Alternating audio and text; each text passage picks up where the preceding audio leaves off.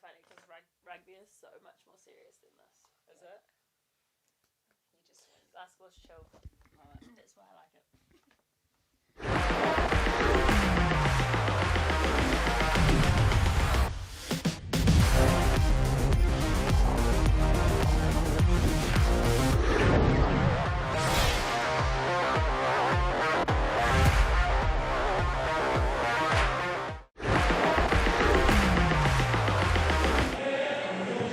Tēnā koutou katoa I te whānau, no mai haere mai ki Waihopai. Welcome into ILT Stadium, Southland, Invercargill for your round 7 of Rapid League. We start the round with a bang. The Sharks hosting the Wellington Saints. From the deep south, I'm Taylor Johnson, and joining me is Kayla Manuirirangi. Kayla, what can we expect from today's battle between these two teams? Tēnā koe e hoa o tira, tēnā tātou katoa. Look, today I think it's a very exciting matchup. Last year, 2025 grand finalists, Saints played the Sharks, so both for Rapid and our Sales game, I think it's going to be a very contentious, very highly anticipated matchup. In the Rapid League, the Saints are sitting in the 3rd place.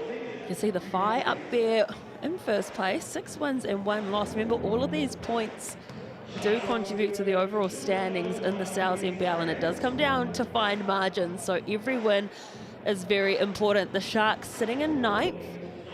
We've got 6 losses and 3 wins. A lot of those have been close losses at that as well.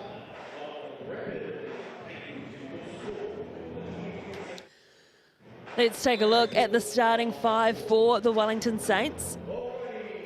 It's Gold, Munir, Robertson, Pilcher, and congratulations to Nonu out there making his debut, potentially in the Sales later on.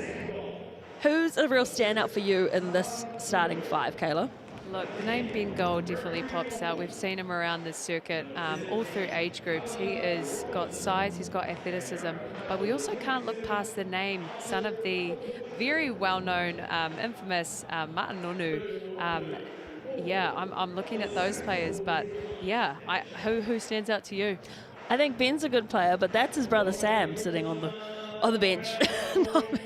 So Sam Gold's playing tonight. Thank you. Southland Sharks are starting 5 for them, the home team, and well, the South team's doing very well, but the Rapid team still searching for a couple more wins. Ledger, Ramage, Webster, Burdenshaw, and Wynyard. For me, Webster is lights out. I love watching him play, watching him shoot, and what's even better is he is homegrown talent. How about yourself, Kayla? Yeah, I really enjoyed watching Webster last time as well. Also, younger brother of Tai Wynyard, Tautoko, great size inside. He is so versatile for this team. And also Ledger, he is, as everyone knows, the Ledger Walker whānau as well. Just some really well-known names as we just jump over to the scoring there, Taylor. Chemist, Warehouse, Stats, and I don't know if those are correct. I think the Saints do average more scoring than they do conceding, hence why they're 3rd. My eyes might be deceiving me. Nonetheless, we will play on. So those of you used to seeing the Saints in blue, they are in the bright highlighted yellow, hurricane yellow. Hopefully they can channel the Hurricanes and get some winning ways today. And for Southland, in that maroon that we know that they always love to play in. Mitch Fishel's Matthew Bathurst, Marty Davison, and Regan Ashley in control.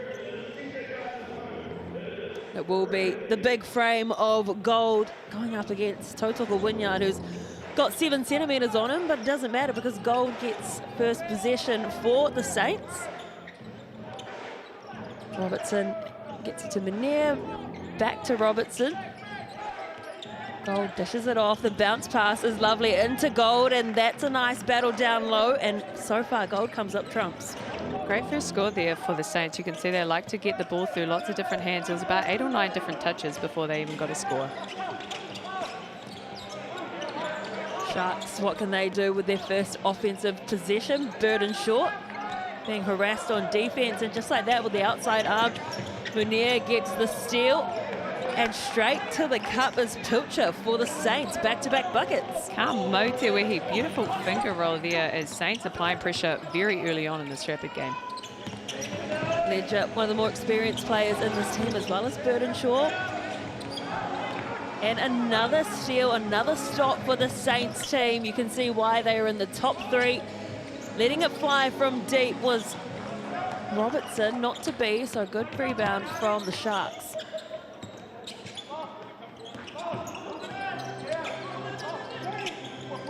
Minute 15 gone in the Rapid League. Webster from downtown. Can't connect there. He's a good shooter. He's 9 from 17 from the 3-point range in the South NBL. Lovely footwork, left foot step as well coming in from Nonu. Can't find the bottom of the basket. Ledger just goes straight to the rim and gets Southland's first points of the game. Nature of Rapid League, 4-minute quarters, so fast. Often it can fall into a track meet, so good to see these sides getting into some offense. Munir got his eye in early for the 3-ball. Hassan Munir.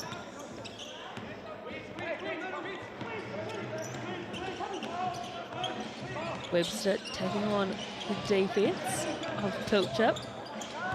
And miscommunication there between Burdenshaw and Ramage, because Will Leisure fired it in between both of them and neither went for the ball. That can actually be the hardest thing, is when you're both just like looking at each other, but hey, mistakes happen, we move on. Lovely floating shot coming through, and just getting a hand to it was Ramage to tip it to Wynyard.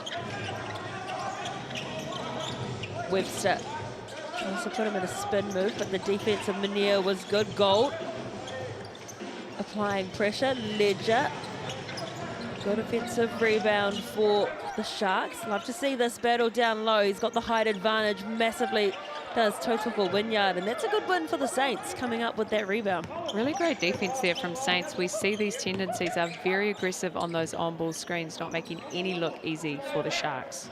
Nonu for his first points, and it's money.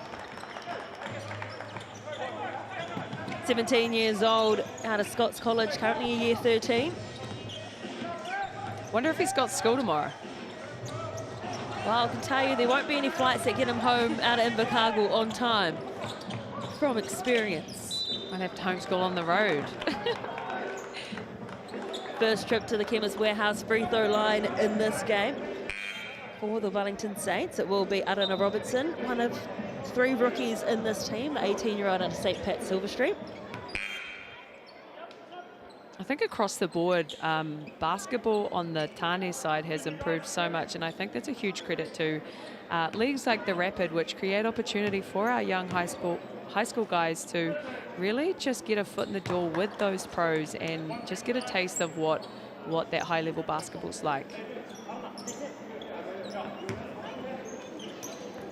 Robertson, part of that New Zealand under-18 select team, which went to a tournament in Germany last month. We've seen lots of them playing in the Rapid League and getting some minutes as well in the South. 10-point lead here, though, for the Saints. They'll be pleased with their fast start. The Sharks, however, not very accurate shooting at 20% from the field. Credit that to the defense of the Saints team. Will Ledger tries to play a bit of bully ball and gets in over the top. Great feed inside there to Ledger. He saw the mismatch with Munir, and he just went to work. Space closed quickly for the Saints. Mercury Nonu goes in, a little floater, gets a nice roll, eventually drops down. Up high, good look there. That's 5 for him. 2 seconds left on the shot clock, needs to go, went too late, and it is a 10-point game in the Rapid League here in Invercargill. Round 7, the Saints leading 14 points to 4. Pretty high scoring game already in this first quarter. Saints 57% from the field and 66 from the 3. So this Southland side will make sure they want to try and stop them in transition and make sure they don't give them any open threes.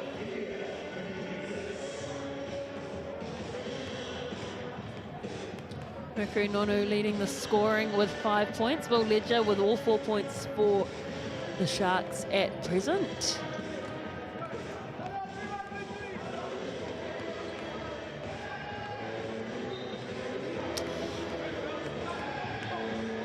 know me, I'm a healthy girl, and a large veggie pizza ticks the box for $35. It gives balance, Taylor. There's enough green on that to satisfy the dietitian.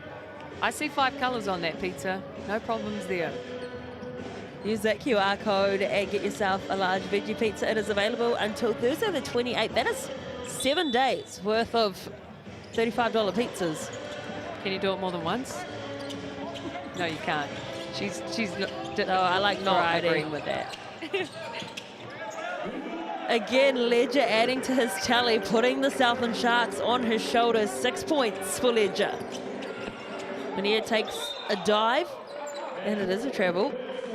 Just seemed like he tripped there. I don't think there was anything in that. No, I think he's honestly just too fast.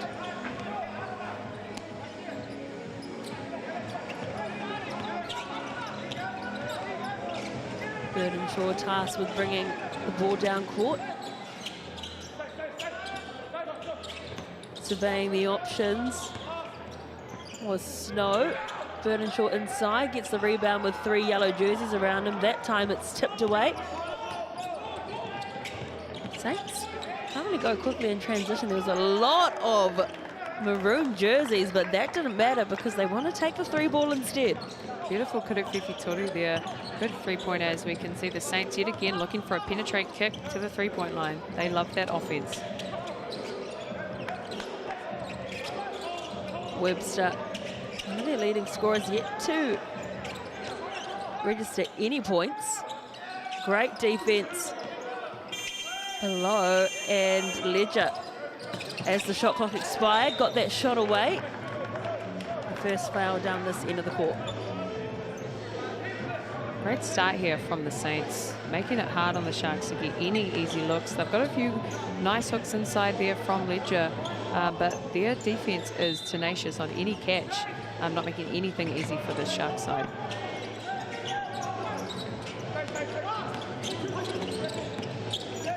Burdenshaw gets it to Webster. Ledger goes high.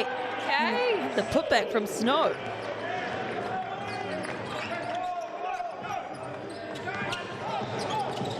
Robertson, the 18-year-old. Pilcher back to Robertson. Space shutting down by the wall of Southland jerseys and more triples. It is raining threes for this Saints team. I think that's 4 from 5 threes for this Saints side. Bounce pass is good, threading the needle. Burdenshaw responds with a triple for Southland, their first of the evening.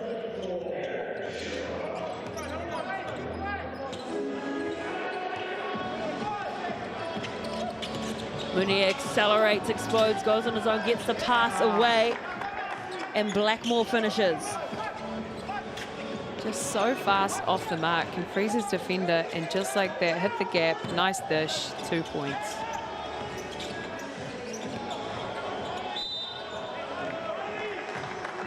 Go to the Chemist Warehouse free throw line via Riley Snow, another one of the locals.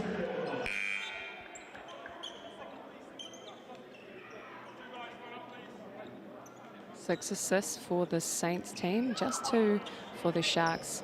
Kind of speaking to the fact the Sharks are going more one-on-one basketball, whereas the Saints getting it through a few sets of hands and then scoring.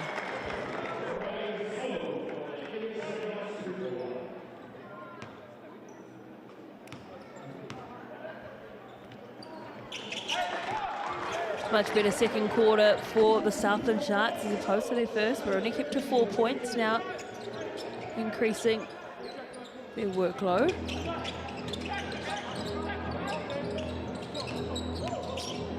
And there with the great handles, dishes it off, the spin move coming in, doesn't get the kiss off the glass he wanted, but Gold was underneath for the O board. And we'll go to the Chemist Warehouse free throw line once more through Sam Gold. Good players know where to be on a rebound. Gold does so well at positioning himself just on the other side of the rim, boxed out, just for an easy putback there.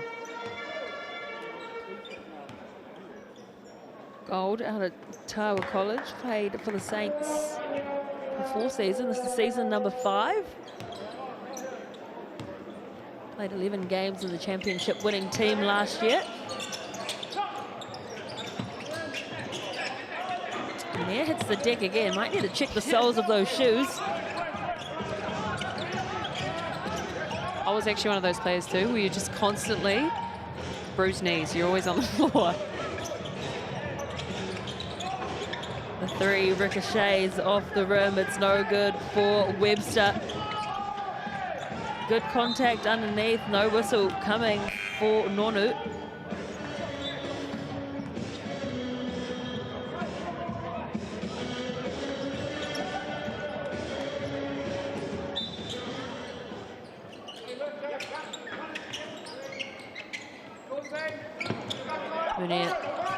Inbounds, gets the ball back, shoots and fires a 3-ball. Another great O board. I feel like the Saints are just dominating the boards at the moment. Pilcher with that one. They let the ball soar once more through Blackmore.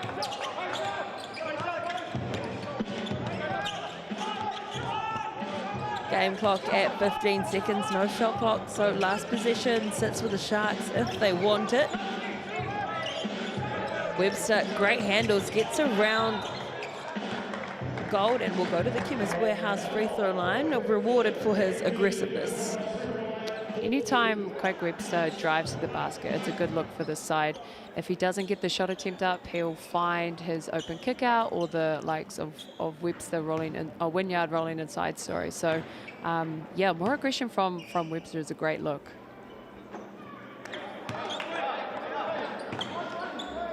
First free throw miss of the game.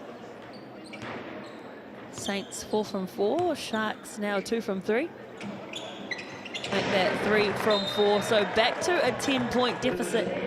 And that is what we had after the first quarter. And it looks like the Saints are using the BNZ player timeout.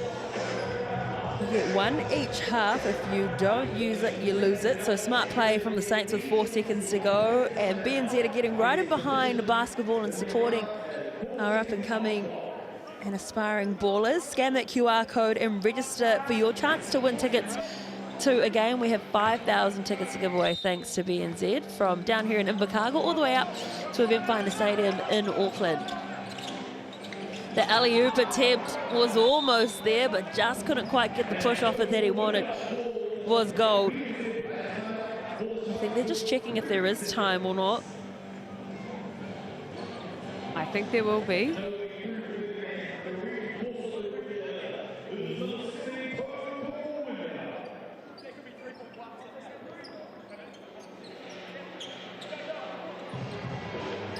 .03. What can they do here? Well, that felt like a lot longer than .03 seconds. Hey, look, that was the right play. They had the tallest guy being guarded by the shortest dude on the court, so that was a great look. Unfortunate non-finish there, though. Half-time at 24-14, both teams scoring 10 points apiece. Don't forget to get yourself a large vegetable pizza, $35. Use that QR code or go to the Sales website and enter that code there. And if you order now, it should be there on time for tip-off for the Sales NBL game, where the top of the table Sharks will host the Wellington Saints in a rematch of last year's grand final. And in the words of Caleb Asbury, they are coming for the Saints. But the Saints are coming to them, so maybe they're just going to give it to them. Maybe they'll meet in the middle. Saints are 3rd on the board, but they're reigning champions. Sharks are top of the board, runner-ups last year. Yeah, I don't know. I know it's going to be a battle, though. The official stats partner of the Sales NBL is the Chemist Warehouse. You can see Carlin Davison there, playing in his 100th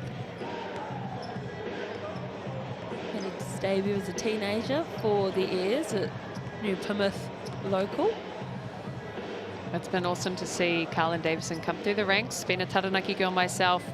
He's just taken the game in leaps and bounds. He hasn't done the traditional route of going college for 4 years, coming back to New Zealand, which a lot of people do now. He's stayed here in Aotearoa, and he's developed, played breakers, and now taken up his first contract with the Saints. Obviously been in the league for a while.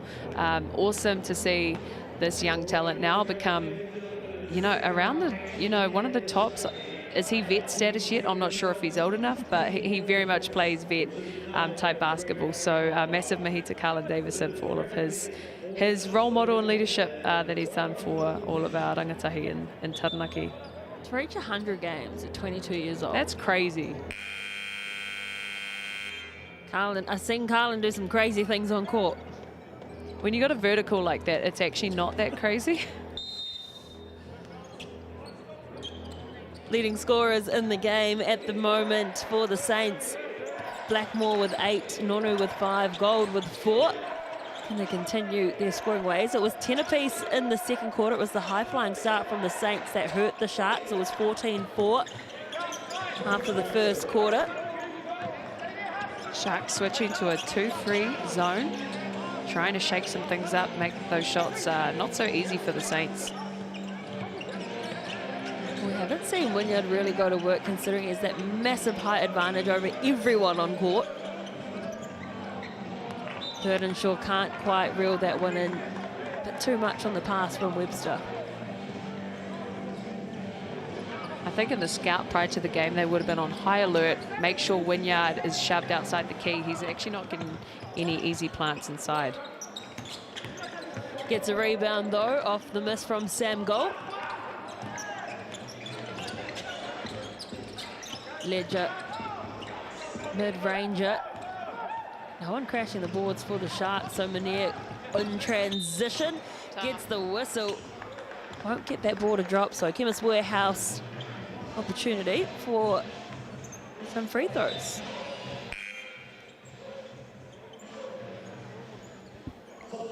Manier playing in his 3rd season, made his debut in 2024 at a St. Pat's Silverstream.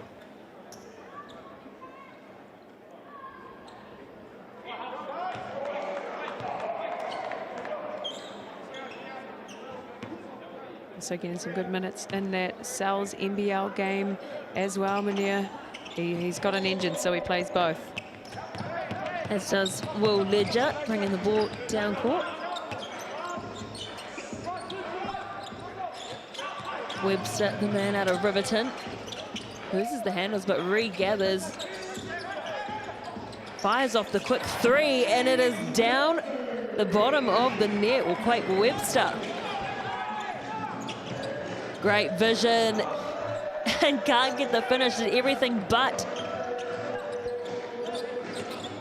Beautiful kick ahead from Munier, though. I feel like the ball just flew. Tipping that one back in again was Ledger. That's 8 points for him now in this Rapid League game.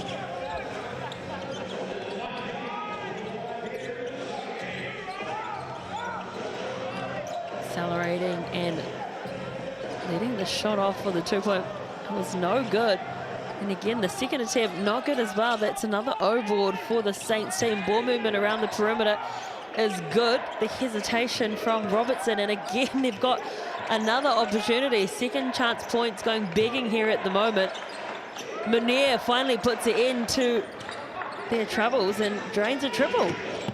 Saints just so punishing with second chance, third chance shots. Sharks will need to do a better job making sure they box out, even if they're those long box outs, all the way to the 3-point line if they need to.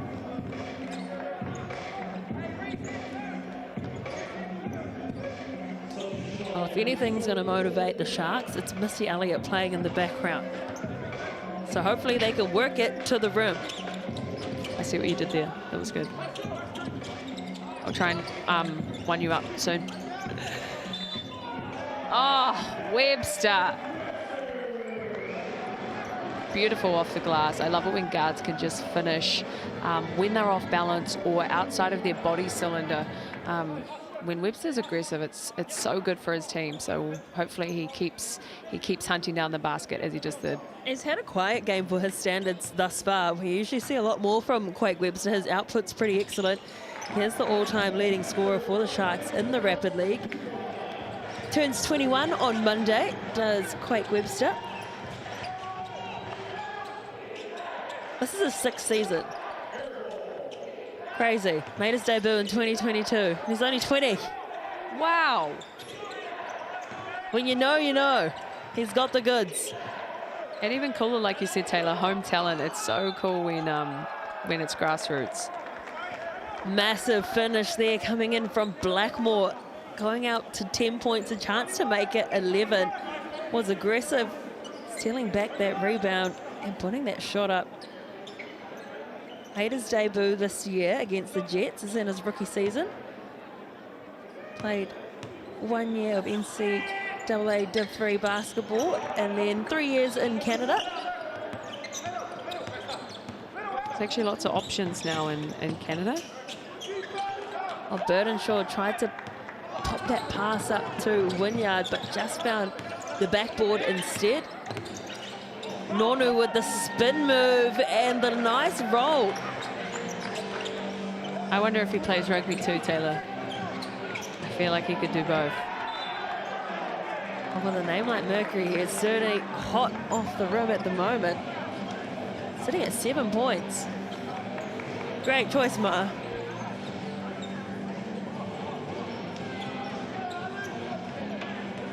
I wonder if Ma's watching, playing professional rugby in his 40s in Toulon, France.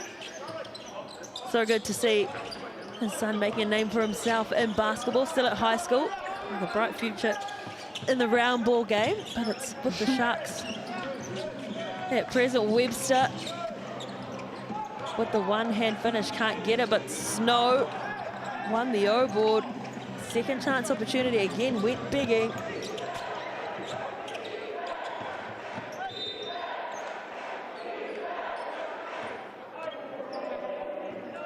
Russell has gone against Webster, off the ball somewhere.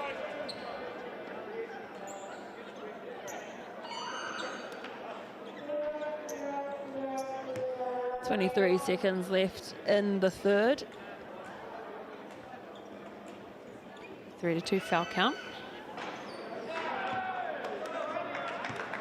Teams get 3 and then 1 more per quarter. They will shoot free throws. 11-point difference. The Saints leading this quarter by 1 point. Snow gets the rebound. Webster with 15 seconds left on the game clock.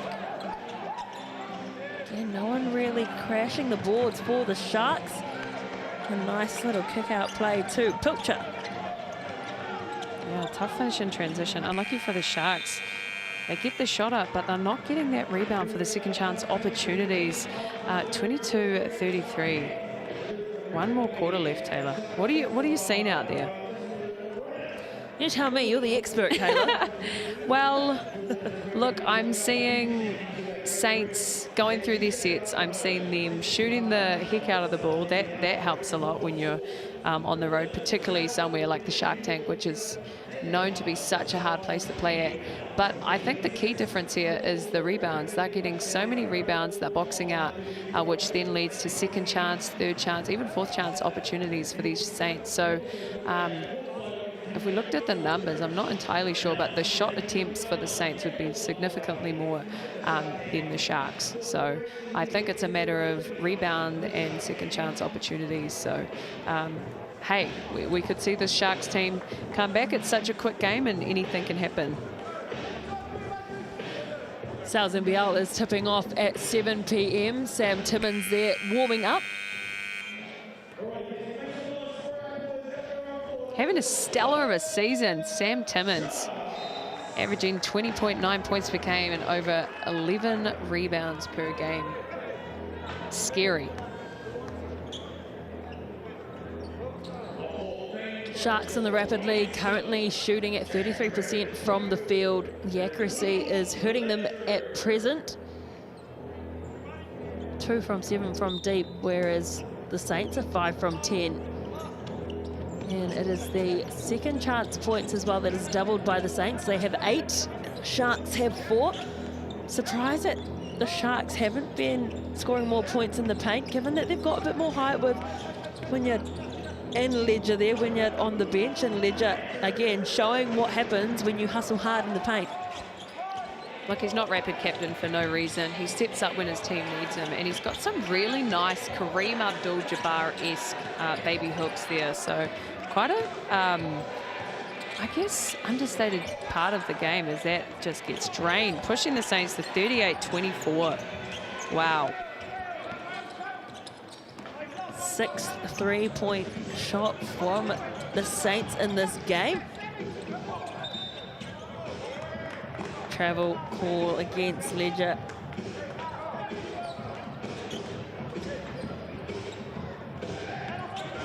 So now the lead is 14, biggest lead of the game. Robertson to Munir. Munir accelerates and pops the pass. That's a lovely little dime. Delish dished it there. Oh my gosh. I didn't even see where the ball went. It was a no look. Tricked everyone on the court.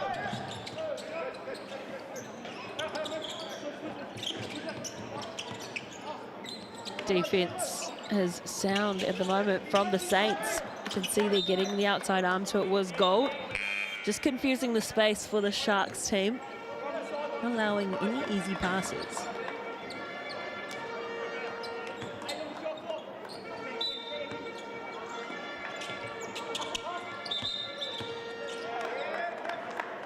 That one is a coach killer. Didn't plant his feet in the court before receiving that pass.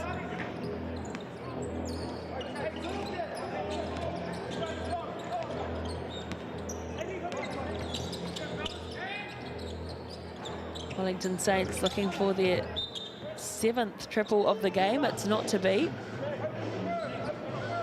I am quite surprised with the rebound differential too. Just the number of tips or touches that the Saints are getting. I think it just speaks to coaches like, want for them to just be so aggressive and always get up and in there.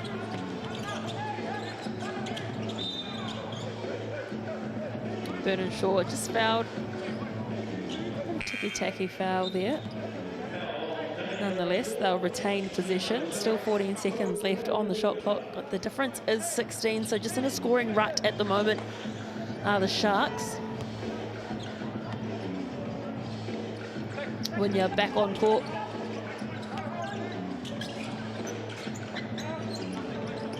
Webster tries to find an open lane, gets fouled, and will get 2 attempts at the free throw line.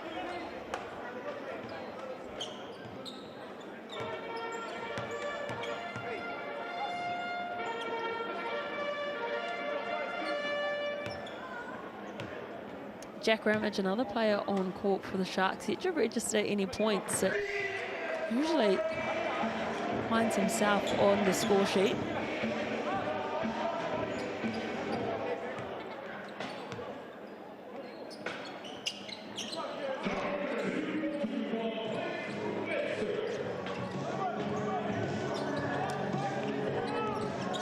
Two minutes left in the last quarter of this Rapid League game, and it hasn't really been rapid in the last quarter. It seems like it's gone quite slow because the Sharks just cannot get their offense humming. Saints slowly chipping away at the lead. Munir fires another triple. Taylor. That is the 7th one for the Saints. Saints looking like a well-oiled machine. Their threes are getting in, their rebounds are strong, and their defense is absolutely tenacious.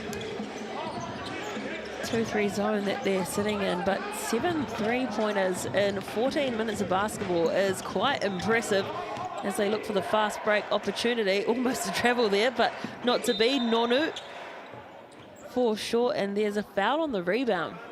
Look, 7 3-pointers in a Sal's NBL 40-minute game isn't too bad. So yeah, Saints are absolutely shooting the lights out here.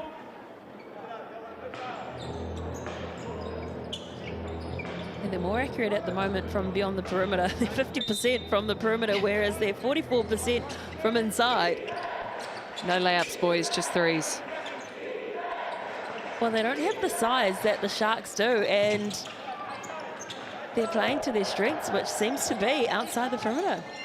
And I guess the advantage of shooting threes, if they go long, the rebounds tend to bounce way past the charge circle. So it's more advantageous for them. That's a nice look there, Wynyard. And look how easy that was. They have not been doing that the whole game. They need to just get the ball into the big man's hands. When you are 208 centimeters tall, no one's going to be blocking you. Getting him in a pick and roll action is a great look for that side. Oh, another one. Holy hecker. Robertson with the 8th three-pointer of the game for the Saints. Well, they're enjoying the rims here down in the deep south. Wynyard just needs to put that up, and he does just that. 3 jerseys around him in the fluorescent yellow, and he was able to find the rim easy enough. But probably too little too late now with 15 seconds left on the clock. Yes, I'm thinking so. If we had Wynyard coming out of ball screens in even the second quarter, this might be a different score. Nonu doesn't quite get the accuracy on the pass. Webster hustled hard, but I think it will be an inbound for the Saints with 2 seconds left on the clock. Munir not listening to the match official. Oh, sorry, sir.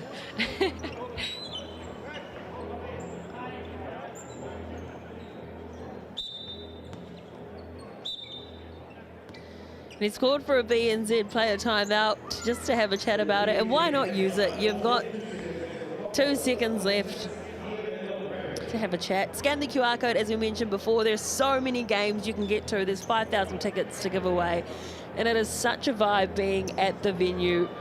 Some of my favourite places to watch are ILT Stadium in Invercargill and the Franklin Pool and Leisure Centre. And also the Saints, TSB Arena. What about you? Where's some of your favourite places to watch some NBL? Well, I must say it was a highlight for me seeing that the Ayers Saints game was played in my hometown, Te Hawera, just the other day. So, look. Oh, my gosh. Was that in, Taylor? Did that count? It did. Mercury Nonu on debut. What a shot. Wow, he shot that from Gore. Oh. He was on the Chemist Warehouse logo. That's how far back he was. A 17-year-old Mercury Nonu on debut. And when you put up a shot like that, you make Aaron Young think about perhaps putting you in with the big boys in the Sal's NBL, which will be tipping off at 7 p.m. Talk us through the Chemist Warehouse stats. And 10 points for your debut is big. Congrats to Mercury Nonu. Yeah, awesome job there. You can see such a good spread in scoring between 7 and 11 for the Saints side. Ledger doing a fantastic job getting those catches.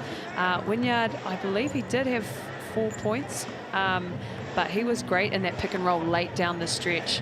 Ledger again, Pilcher, both on 4 rebounds. There was a size advantage for the Shark side, but the Saints doing so well at getting those long rebounds. And an absolute standout there from Munir. 7 assists in what is a 16 minutes game, which is absolutely fantastic. And 1 block there from Blackmore. So steals as well. Saints in typical Saints fashion. Love to get up, love to pressure. We saw them hard hedging every possession. And speaking of hard out, Taylor, what are those hats? Baby Shark? I tell you what, Southlanders go big or go home. And they're not at home because they're going big here. ILT Stadium, Southland. Don't go anywhere because at 7 p.m. we will have tip-off for your Sal's NBL game. What a banger to start round 7. A replay of last year's final. The Sharks hungry for revenge. The Saints wanting to come out here and prove that it wasn't a fluke that they got that win last year. So don't go anywhere. Round 7 coming up after this.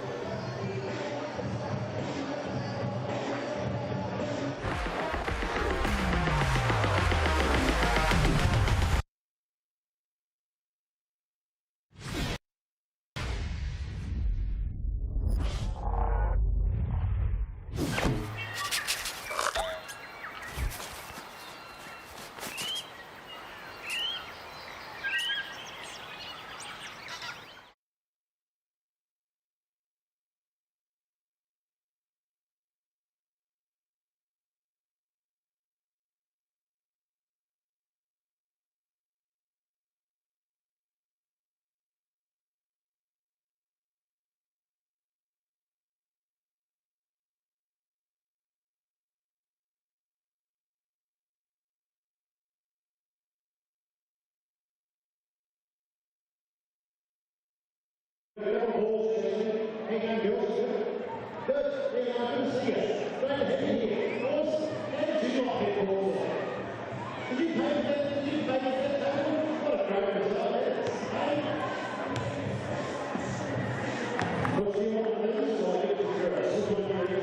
ora and welcome to the Shark Tank Kitchen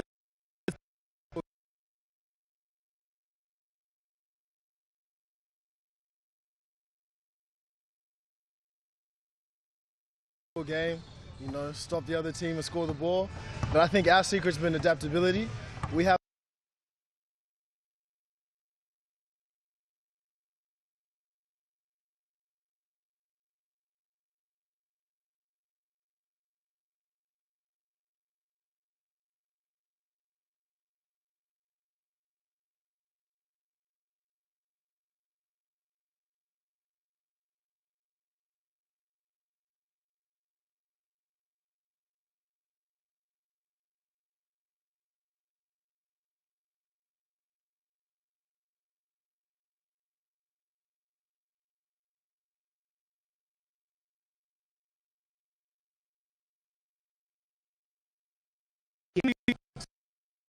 everyone. Home of the Southland Sharks, mate. It's been a big week or big couple of weeks for the lads. Tell us.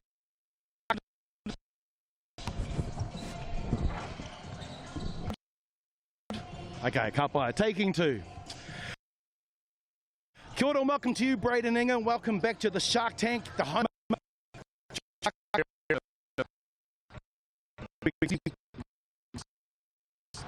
You know, like doing what we do best and try to put the ball in the hoop and, you know, play some tough defense. Sounds like we've got the chemistry set. All the best for tonight, Braden Ingham. Appreciate that, mate. Braden, appreciate it. All right? That was perfect, bro.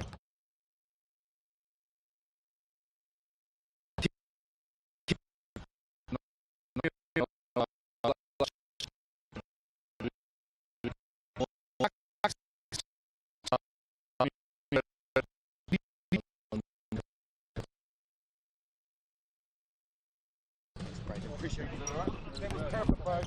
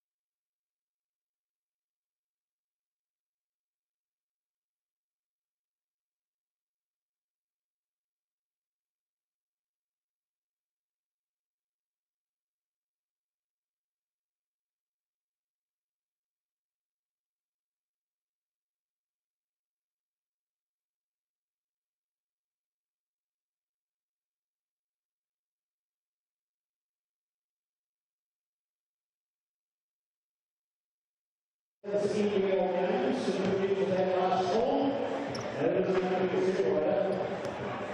You can see how tight it is, and of course, it gives the games. The Sharks have had this game forward for 17-day window where they're taking on two of the Saints, the Rams, and the ultimately on Sunday week afternoon, the Dark for on the schedule. But if you want to be this time of the year, for what's worth under the top spot. You don't really know what to make, let's be honest. Tell me the games that we've got, of course, tonight is the first game, and round the 7. Hoops tomorrow, we're going to do Jets, obviously Canberra Rams. So some of these other teams starting in the stables are knocking off some of these other top 5 teams. I reckon the Bulls playing host to the Hawks in the first game on Saturday. Then 2 against the Fly.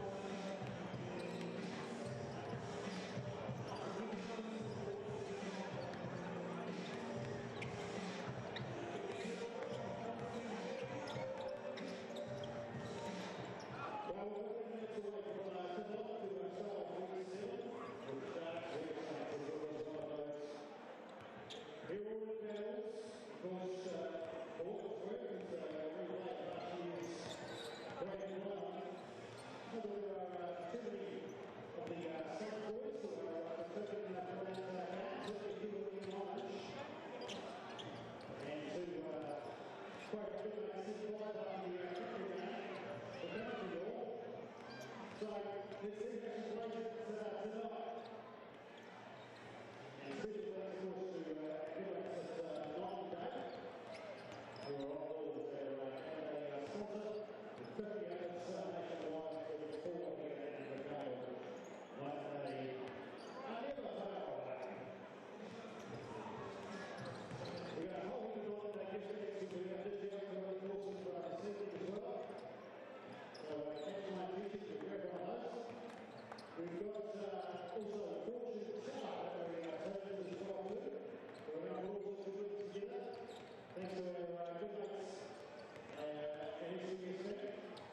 There's another one on screen.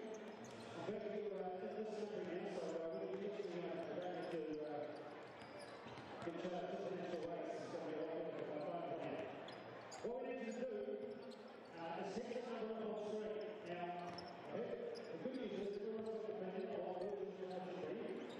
It's a very good idea for programming.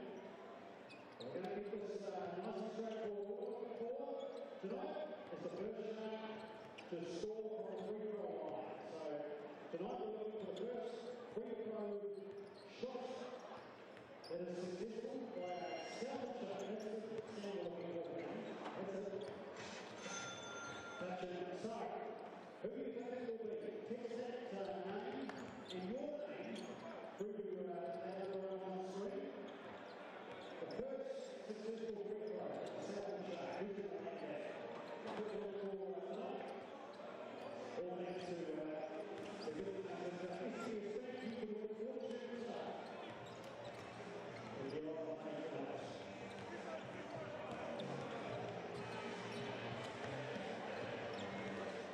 It's something that we shout out to the great friends down here at Placemakers. Placemakers for the regional tally last week, and their amazing shots and Placemakers being qualified with the shots over 16 years. And I want to say thank you so much to our group of Placemakers, but on the TV they said it was Placemakers. So thank you Placemakers, thank you Ryan, for getting behind the shots. Here. Thank you so much. Yeah, good to see the and welcome to the park, no doubt about that. Right, so fans will be on time. This is the Hell Good. We're feeling good. We're ready now. We're feeling loud. There's like it. Can feel it building. Now, a good night to the King's Warehouse. So on board, supporting the NZNBL in the season 2026. We have got 5 prize tags up for grabs. Now these are annual prize tags. Don't worry, it's just there's supplements and there's nothing else dodgy in here. So what we're looking for, a shark stand so we can suitable for this. So we can take care of what we've got here. Here's one. So what I'm looking for is actually those that need a little bit of supplementation. Now who do they need? You've got to look at the parties if you need a little bit of supplementation, alright? Actually, that's the most of it. Yeah, that's good, right? That's what we need here. Yes, I think that's the right answer. Here we go. Now, we're going to see some supplementation for that personally. My mouth was full of food. I heard a crunch, I was like, nice. This is back, you ready? That's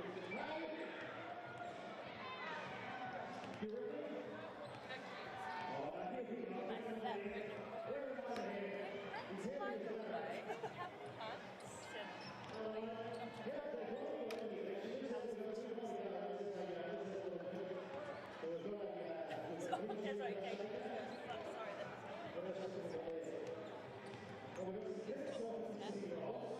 Okay, I was going to say. No, this is when the more defense, conceding more points than. Oh, okay, so you wrote nice. Sweet. Let's go. Hope this isn't on live television.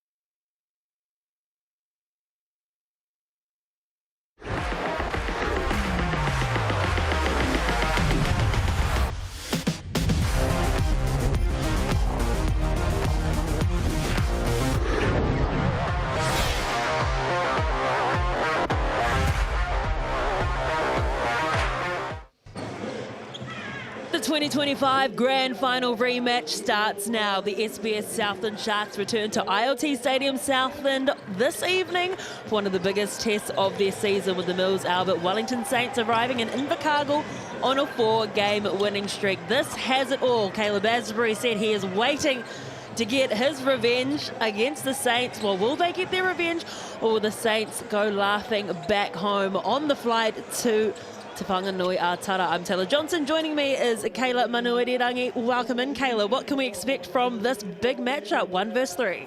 Tēnā koe e hoa o tira. Tēnā tātou katoa. Well, tonight we can expect a Thursday night thriller. Two teams vouching for this win. So much on the line here. Their first matchup of the 2026 Sal's season. As you mentioned, 2025 grand finalists here. Saints currently third on the table, reigning champions. However, Sharks sitting on the top of the table, much like those Sharks are sitting on the top of their heads. And they're in fantastic form down the stretch. Huge win on the road against the Rams the other night, 104-95. The Ears also going down to the Saints in Hawera.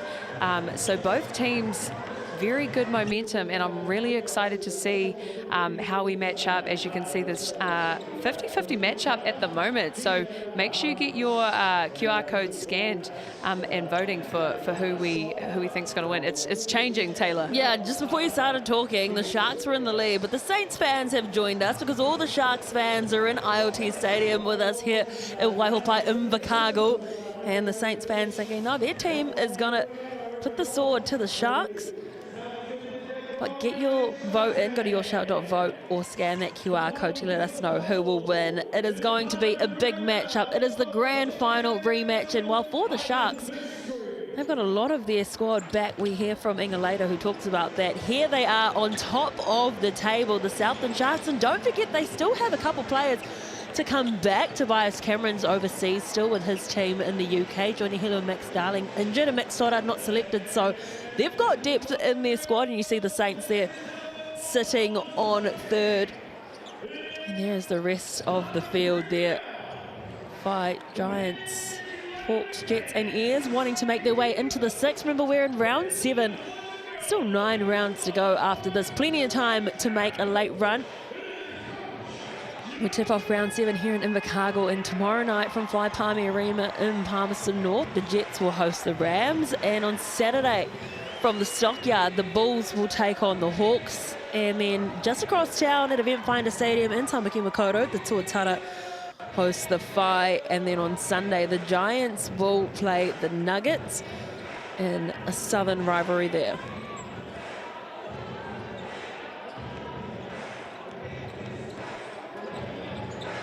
Feel like it's about to go off here at ILT Stadium. You've got Queen playing in the background. Here's the starting 5 for the Mills Albert Saints: Leafa, Pepper, Davison, Ingram and Alaire. And a big congratulations to Carlin Davison playing his 100th game. Outside of him, because we will talk about him a little bit later, who has been a standout for you in this team? You can't look past Pepper, currently leading the league in scoring. 27 points he's averaging, which is absolutely unreal. In his last game against the Ears, he dropped 29 points. He is a high-level hooper. He's played for the Aussie Boomers. He's played in the Aussie League, and he comes with a depth of experience, and you can tell the maturity in this guard. So he's definitely a player to look out for. And Moriho Leafa, of course, out early because of injury, but he's slowly finding his feet. He has 8.7 assists per game. So his shooting hasn't been as powerful as his assists have been, but no doubt for him, he will start dropping those. We spoke to Akech Alaire ahead of the game. Let's hear what he had to say about the matchup. Welcome to the Shark Tank, Akech, and it's been a big week for the Saints. 4 straight, the streak is hot. Tell me, what's some of that secret to your success in the Saints camp, my friend? I mean, there is no secret. Basketball is basketball. It's a simple game. You know, stop the other team and score the ball. But I think our secret's been adaptability. We have a lot of guys. Each night it could be anyone's guy, so it's trying to play together, mesh together, and, you know, figure out each other's roles. So I'd say adaptability is our best trait. Appreciate that, Aki. Has been a big season, and tonight it's a top of the table clash here at the Shark Tank. Tell me, what is the focus for the Saints, and how are you going to try and dismantle the Sharks tonight at the Shark Tank? I think the focus is us as always, just focus on what we do. I mean, anytime you can beat a top team, push them down and jump up ahead is a good thing. So we'll try to leave here with a win, but it's all about us. We beat us, we win the game. It's about us, yeah. All the very best tonight, my man. I love it. Back to basics. It's a simple game. Stop them from scoring. That's all they need to do. And it's not an easy task when you've got people like Timmins in your team who are absolutely dominating. He's got a triple-double when we watched him against the Bulls. Here is the starting five: Jones, Inga, Asbury, Cooper and Timmins. And again, Kayla, who needs to step up today if they are going to get the win over the Saints? I actually think Cooper is going to be a massive component, hailing from Ngāpuhi. Defensively, if he can clamp down Pepper and limit his scoring to even 10 points for someone like Pepper, that would be huge for the side. They have all the offensive pieces. Asbury, fantastic scorer for this side. He's come off a 33-point game versus the Rams. And Timmins, he's leading the league in rebounding, averaging 22 points per game, 11.7 rebounds. He's a pivotal player for this team. And then also Jones, phenomenally efficient point guard, product of D1 basketball. At his size, he is so good, and his efficiency is spoken to by his assist to turnover ratio, ranging just under 4-to-1. We spoke to Braden Inga, who's playing in his 6th season for the Sharks ahead of tip-off. Let's see what the Sharks camp have to say. Welcome to you, Braden Inga. Welcome back to the Shark Tank, the home of the Southland Sharks. Mate, it's been a big week big couple of weeks for the lads. Tell us, 6 straight, what is the secret to some of the chemistry happening in the Sharks tank this year? Yeah, it's our 2nd year of a core. So there's like 9 of us, or probably even more than that have come back again, which puts us 20-odd games ahead of other fresher teams, so that helps. And just all the personalities we got all click and they go together, so it makes it easier to implement things at training, have those tough talks with each other. Yeah, just those sort of things that gets us over the line, really. Real chemistry, and we're seeing that on the court. If we take our focus to this week's game up against the Saints, where do you think the opportunities are tonight? Yeah, well, we know they're a premier team in the league, as they always are.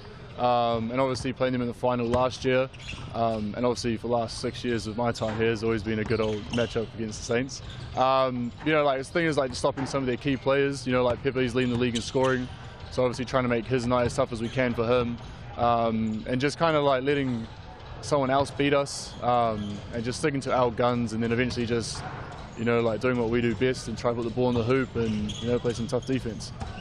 Sounds like we've got the chemistry set. All the best for tonight, Braden Inga. Appreciate that, mate.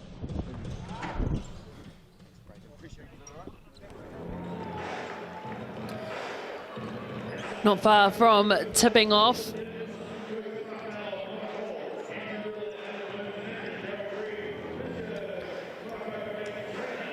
Team starting to make their way to the court. Here are the Chemist Warehouse stats, and the Wellington Saints are the leading scorers in the league, so not even just Pepper. No other team averages more than 101 points per game. Defensively, both teams very similar, and the Sharks are sitting 5th in scoring at 95.2, but look at the amount of dubs for both teams. That key matchup between Asbury and Liafa is going to be a goodie.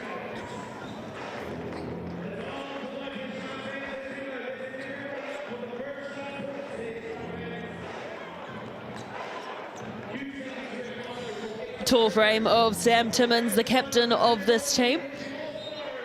Standing side by side with Alair for the jump, and it is Alair that gets first possession for the Saints in the matchup of the grand final replay.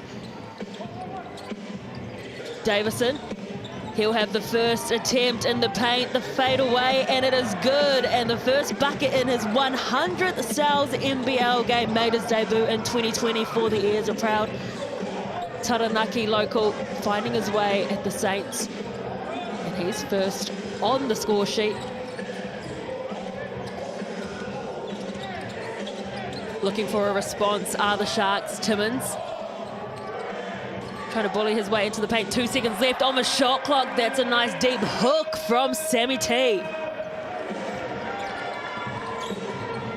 Quick shot and release as well for the Saints. It's no good, so the rebound is from Inga. And he gets it into the crafty hands of Rylan Jones. Asbury steps back. He's got a chip on his shoulder and straight onto the score sheet. Asbury said earlier when they played the Rams that they are coming for the Saints. Yep, dangerous first catch there from Asbury. 33 points his last game. He is coming for another 33 piece. Asbury, the top scorer for Southland, averaging 21.14 points per game. He's going to go straight to the cup. Can't get the kiss off the grass. Leafa did enough to put him off balance. Davison does well to keep it in. I tell a lie, he's put his foot out. Leafa and Davison getting out in transition there. Pivotal part of this offense for Saints is their defense. Takao Cooper coming off a season high 19 points against the Rams. Timmins fires it to Cooper, and Carlin Davison's going to give us a highlight play, slams it down. Back-to-back buckets for Davison in his 100th. So dangerous when Davison is the first one in the break. You know there's going to be some crafty dunk from Davison. Jones with the bounce pass down to Inga in his 6th season with the Sharks. The fadeaway pulls up short. Can really see the physicality, Taylor, already in the post. Saints really bodying up Timmins and Inga inside. Leafa can't get the three-ball to drop. Pepper is there to tidy up the crumbs. Pepper, as you mentioned before, leading the league in scoring with 27 points per game. He's had 5 games with over 20 points, 2 games with 30 plus, so 7 plus. Massive numbers from the Australian. Cooper drains the triple. No whistle. Ka Mote Wehi, beautiful three-pointer there from Cooper.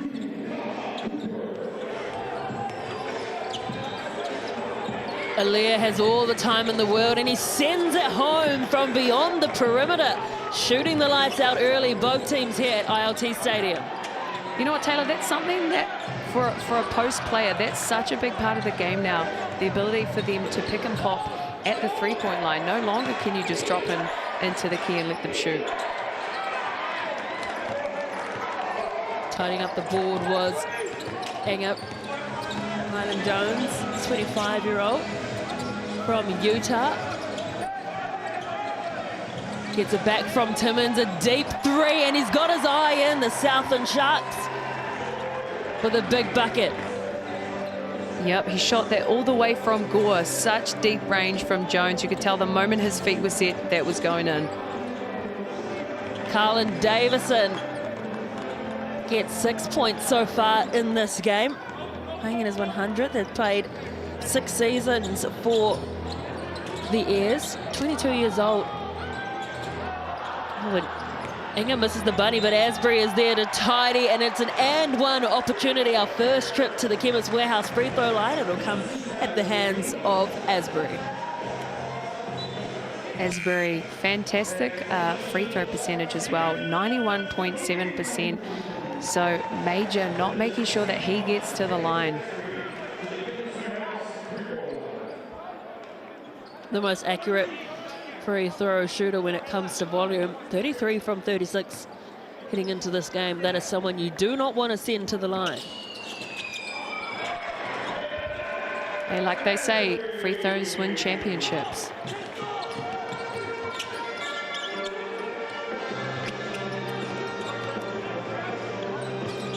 Alea to Pepper, waiting to get hot in the game, and he's starting to warm up. Ball drops through the net.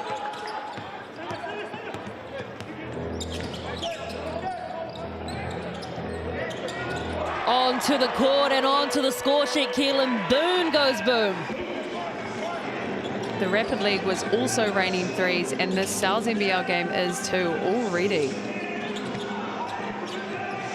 Boone trying to guard Hunt. Hunt finding his way to the basket too easily. Luxury to bring a tall black off your bench in Jordan Hunt. When a tall black is your 6th man, that's when you know you've got some depth. Aaliyah gives up a foul there, not happy about it, just from behind.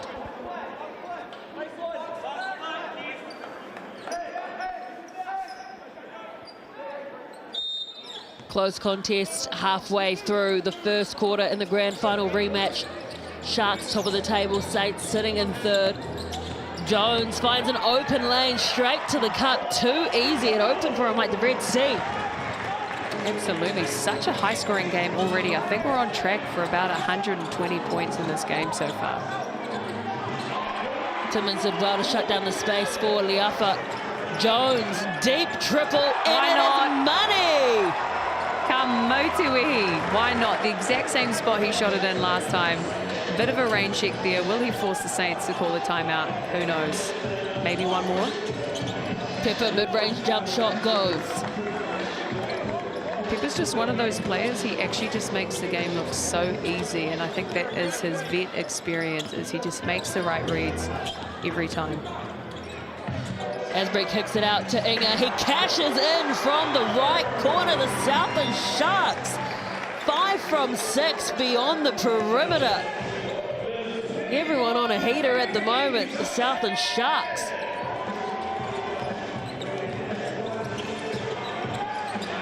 Davison for his triple attempt, so nonchalantly puts it through the net. My goodness, it is a 3-party here in Invercargill. Raining triples, Taylor. And the water's hot here in the Shark Tank. Who's going to cool down first is the question. Asbury with the wide-ranging shot for Inga, looking for another triple. No he goes way. bang, bang from each corner. So we've come to a collective agreement before the game. We're only shooting 3-pointers. Davison, the first one to miss a triple in a long time, and it will be a Sharks inbound.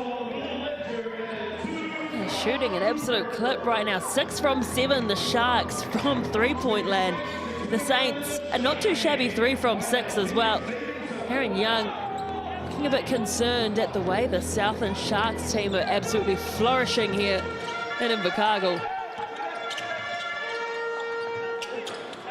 If I'm correct, Sharks are shooting 87% from the 3-point line already. That's unheard of. Gold takes a trip. Tikara Cooper sending him on the backside.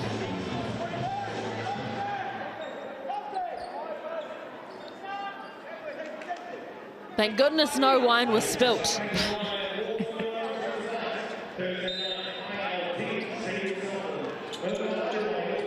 Asbury gets it to Timmins. Hunt makes him fight for it. And that's poor from the Sharks. Your bench is right there. You're running out of time on the shot clock. Just didn't know how much time he had to play with, did Sammy Timmins. Saints really understand that assignment on Sam Timmins. They're forcing him to catch it outside the keyhole, and then when he catches it, not giving him anything easy. Pepper misses the 3 attempt, but gets it to Gold. Gold ticked him top, but didn't want the option was Pepper. He's going to go alone. Spins around, kicks it out, and Lear doesn't make that one count. Davison got up high for the rebound, but it was Asbury who collected. On the fly, Ledger onto the court as well. No one crashing the boards for the Sharks. That was a gimme for the Saints, and we're at a bit of a scoring lull after being on a heater. Davison out to Pepper. Pepper accelerates, explodes, and blocked. Boone gets that shot out of here. Ledger in transition, can't finish the play. Asbury goes crashing. Bit of a running match from both sides, looking for transition or early threes. Yeah, neither side really getting much past 14 seconds in the shot clock, as Asbury will look to do so this time. High tempo first quarter. Timmins is double teamed, so it means people are free on the perimeter. Asbury kicks it out. Ledger had his foot out of bounds. Eat your heart out. That is one of the worst things to do, is to stand on the line. But great extra pass there from Asbury. He could have taken a little kiss off the glass, decided to make the extra look to Ledger, who came off what was an awesome rapid game prior.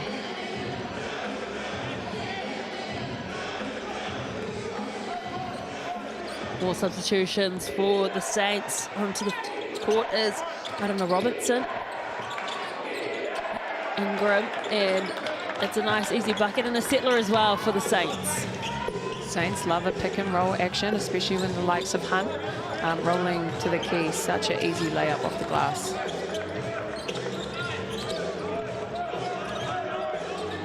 Timmins is calling for the ball, knowing he's got the height, weight and age advantage over Gold, and he just welcomes him to the big boy league. Timmins reading that switch really well, knew he had Gold behind him, and he went to work. Yeah, for two. Robertson, 18-year-old, gets it back to Hunt, steps up to the plate. The three ball is just short off the rim, so Jones wants to bring it downhill. There's about 9 seconds difference between the shot clock and the game clock. Timmins gets the ball whacked out of his hands. Bit of a hutter there, bit of a foul committed.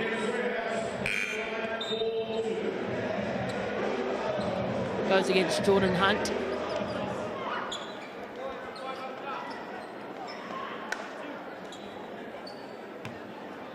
Seven-point game here at the moment. The Sharks looking to extend it through Sam Timmins.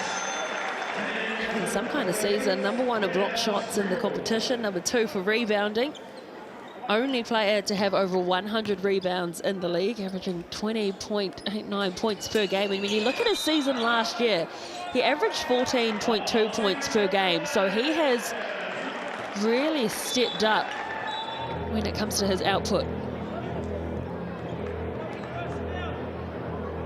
A lot of people speak to this great chemistry on the Shark side, and it makes it easier for players when they know they trust their teammates. There's good camaraderie.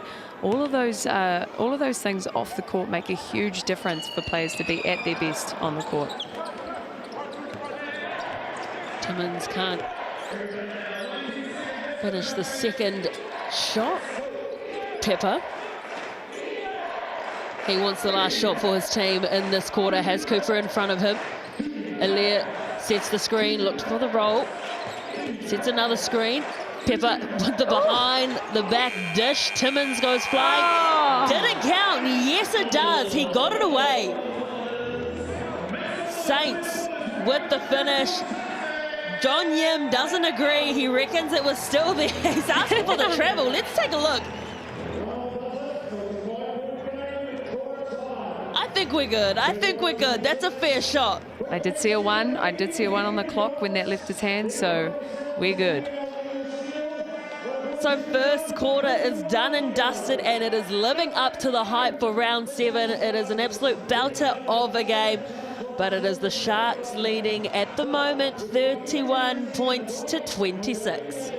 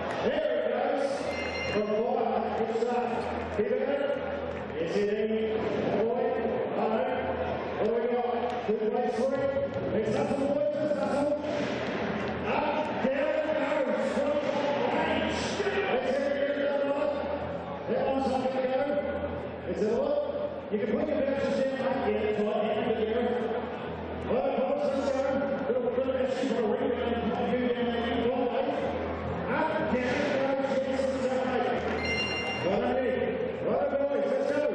20 seconds.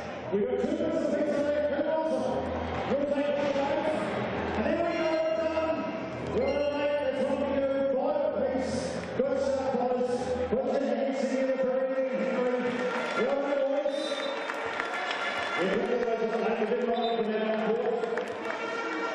of course, the Southland's NBA seal available to all Southland careers across New Zealand. It's a combination of the February classic teams and the No more Hukima, welcome back to South's NBL. We are in round 7 and Yim is him at the moment because his team is up 31-26 in the grand final rematch, and we are back on the court, no mucking around, and the Sharks aren't mucking around from three-point land as they land another one, 8 from 9. That is crazy work. The floor general, Rylan Jones, he can facilitate, but he is having an absolute three-point game. Is a beautiful kiss off the glass there from I was about to say Salt, but I didn't. I said Pepper. Well, you'd think Salt because they are wearing white, but it's Pepper.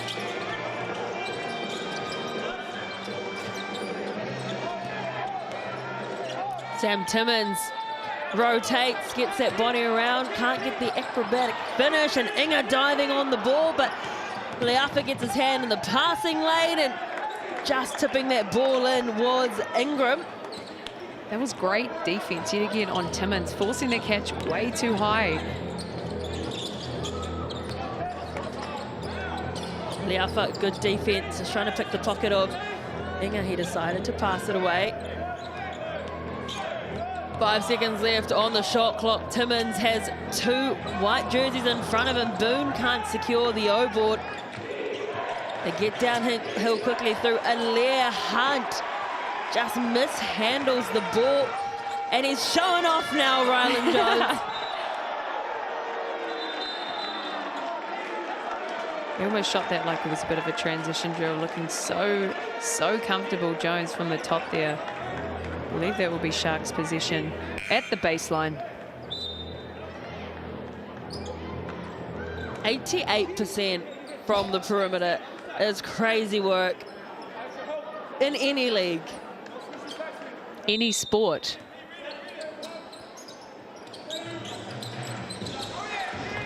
Boone thought about the catch and shoot, dribbled closer. It ricochets and Jones almost picked the pocket of Alaire. Davison gets the ball swatted out of his hands. Leafa faked, step back. And it's not going to go down for him either. Saints such a fast transition team. It's Jones yet again. Kuru Fifi Turu is good. That three-pointer. Oh my gosh. He is well and truly in the Shark tank. I'm starting to see why now the Southland Sharks are the only team to have over 100 three-pointers made, because everyone is shooting the lights out in that team. I'd be interested what their practices look like how many three-pointers they shoot as a team, because across the board. Despite that, the Saints still only 7 points down. They're efficient. And so is Leafa efficient with the 3-ball. He gets that one to drop for him. His first points of the game coming in the second quarter. Asbury wants to get in on the 3-party. Oh my God, I'm seeing triple.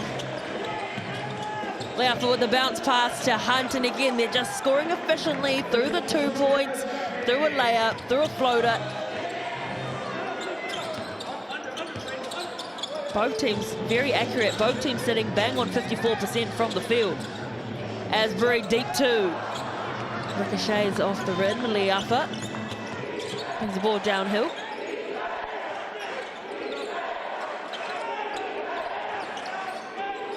Kicking the ball to the left corner. Pulls up short. Inga gets it to Jones, the general. Both teams thrive off momentum plays, and as you notice those last couple minutes, it was just a bit of a back and forth there. Splash City down in the Shark tank. This is wild from the Southland Sharks. What is Yim feeding this team?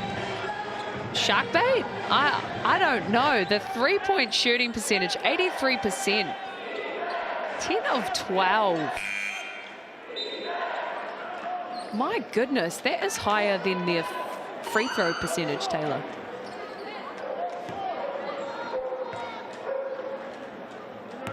Do you think Yim has the mohawk to be like a shark fin? 100%. He just seems he's like all a in. great coach, doesn't he? Like, all about the team. He cares for his boys. He's got G League experience, but he's back yet again. Oh my goodness. We need a breather after that one, Taylor. No, we need a timeout. Asbury and the Sharks are absolutely eating. They are feasting off the Saints. They're having fun out there. Do you reckon they purchased those from Bunnings? They're always there at the games. If you get courtside tickets, hey, that's why you need to get your BNZ tickets to the big game, because you could be at ILT Stadium in Invercargill rocking one of those cool hats. A hard hat with a shark on it. Very original. It is. Can't say I've ever seen it before. Back to the basketball, and man, has someone adjusted those rims? Are they a bit wider tonight? Because this is insane. 84% from three-point land for the Sharks, 11 from 13. We've only played 13 minutes and 51 seconds of basketball. Crazy. This is a high-scoring affair. Either they've stretched the rims to be wider, or their prep leading into this whole game for the Sharks was redemption is on their mind. You know, when you lose a game the last season and that plays in your head. This Sharks team, no doubt, has been eagerly awaiting this matchup with the Saints. They're in great form. They're at home, but yeah, those losses stick with you, especially the tough ones. What do the Saints need to change defensively to stop the Sharks team? I think Saints are doing fantastic defending Timmins. They're forcing him to catch it outside the key, but I think they are perhaps collapsing too much. Way too many three-point looks for the Sharks. However, you got people like Jones that are just having a game, but maybe deny him a catch when he's at the top. Keelan Boone did well to get his hand in the passing lane and get the stop, but the Sharks have returned the favour by getting a steal of their own and then a turnover. There's something in the water down in Southland, because for a lot of teams coming to this Shark Tank, Taylor, it is so tough to feel like the court is not playing on a lean, like it's not an uphill battle. Boone, a deep triple attempt. Can't send that one home. Leafa has Davison there. Davison is screaming for it. He loves a play in transition. Jones wants to get downhill quickly, and he goes straight to the cup. Far too easy. Aaron Young will be very frustrated at that basket. Fantastic read there from Jones. He likes to set his team up in a half-court offense, but he just hunts down the back in transition of all the Saints players. And just like taking candy from a baby, a simple layup. Ingram misses the layup. The 29-year-old from Chicago, back in the league after playing 2021 with the Giants. Asbury, yeah, he's going to get the charge. Leafa, body on the line. Asbury has a terrible poker face, but I think the right call there. Asbury, bit of difficulty this season so far, getting into foul trouble. So much aggression, so much intensity on the offensive end, but defensively, at times it gets him into trouble. Davison, after a hot start, has been very quiet since. Leafa pulls up short for the triple, but Davison, as you mentioned, he's in his 100th game tonight. Was in the All-Star 5 last year. Inga, all the time and space in the world, and he makes the Saints pay. Essential whenever there is I mean, the difficulty is the Sharks on-ball screens are high, but never pull off the ball side screen. If you're that help defender, you have a corner shooter, You cannot pull off, and that's exactly what happened in that last play to get Inga that beautiful three-pointer, pushing their three-point percentage to 78%, 11 of 14, Taylor. Get yourself a large vegetable pizza for $35. Scan that QR code or enter that code online. That is valid for a whole week, next Thursday. And it's a feeding frenzy here in the ILT Stadium in Invercargill, so you might be getting hungry too, watching the Sharks absolutely eat from the perimeter. And just a big mihi to all of our Sharks supporters. I feel like they just show up in numbers, down south. As someone who used to live in Invercargill, shout out Tweed Street, Southlanders get behind their teams 100%. Whether it is the Sharks, whether it is the Steel, whether it is the Stags, they are loyal. They will be there in -2 degrees. They will be in the stadium. They will find a way to support. And I love how they dress up as well. Can I just say, sometimes the most die-hard fans are the ones where you're not in your bigger centres, playing at places like UConn in America. That university was hidden in a forest, but they came out in full force, their fans, and it was like, where has everyone come from? But just like here in Invercargill, the Shark Tank is packed tonight. The Sharks have done so well reading the plays for the Saints team. That's another steal for them. Jones thought about the triple, then saw the tall frame of Ingram, decided against it. Boone tries to muscle his way closer to the rim. It's not going to get that ball to drop, but he will go to Chemist Warehouse at free throw line. Really interesting defense there from the Saints. We saw a 2-3 zone with Liafa in the middle, which is quite unusual. You typically see your 5-man or your post player, shout out Sharks fans, in the middle there. So Saints will be looking to switch up all of their defenses. Good to see Keelan Boone back here for the Sharks. The 25-year-old out of Oklahoma. Played his rookie pro season here in Aotearoa, New Zealand, averaging 21.2 points per game.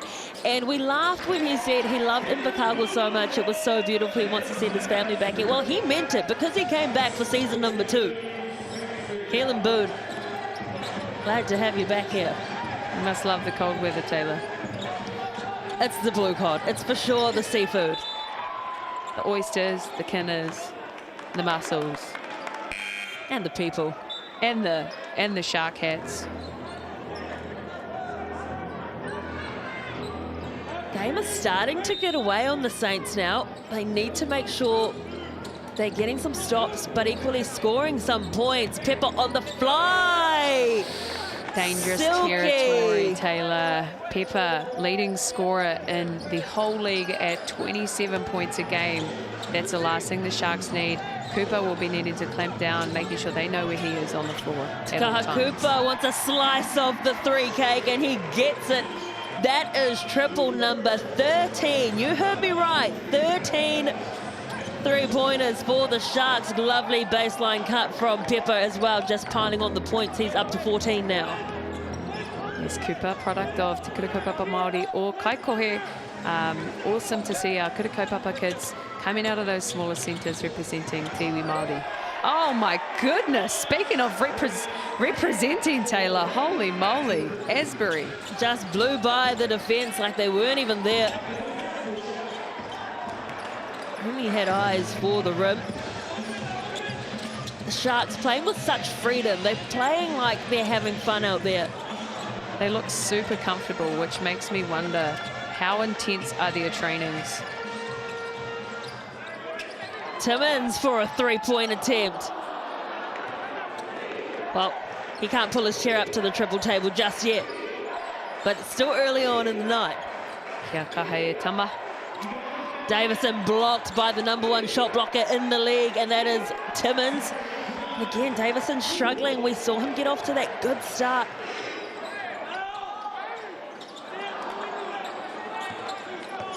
You can see Davison just trying to play a little bit of a game there with Sam Timmins, because when you frustrate Timmins, he ends up being a big foul liability. But Timmins saying, look at the scoreboard, mate. I ain't stressed. I ain't stressed. Look, there's certain players, and I think this is where being aware of people's emotions is super important.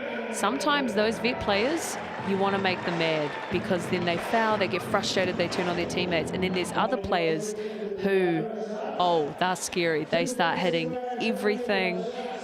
So yeah, I think in that instance, someone like Timmins, he'll probably start looking to score a little bit more if there's a bit of fire there. We speak about how efficient the Sharks are from beyond the perimeter, but the points in the paint heavily being dominated by the Saints. And it's not by their big men, it's by the likes of Pepper just going straight to the cup and keeping them in touch.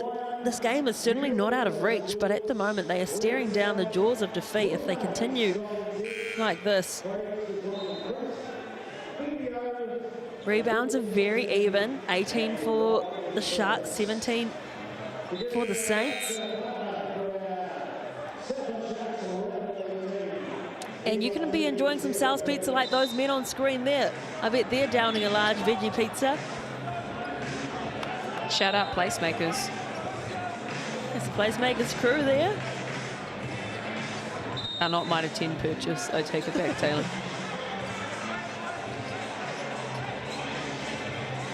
Well, they can see they're on the telly and the beverage came down.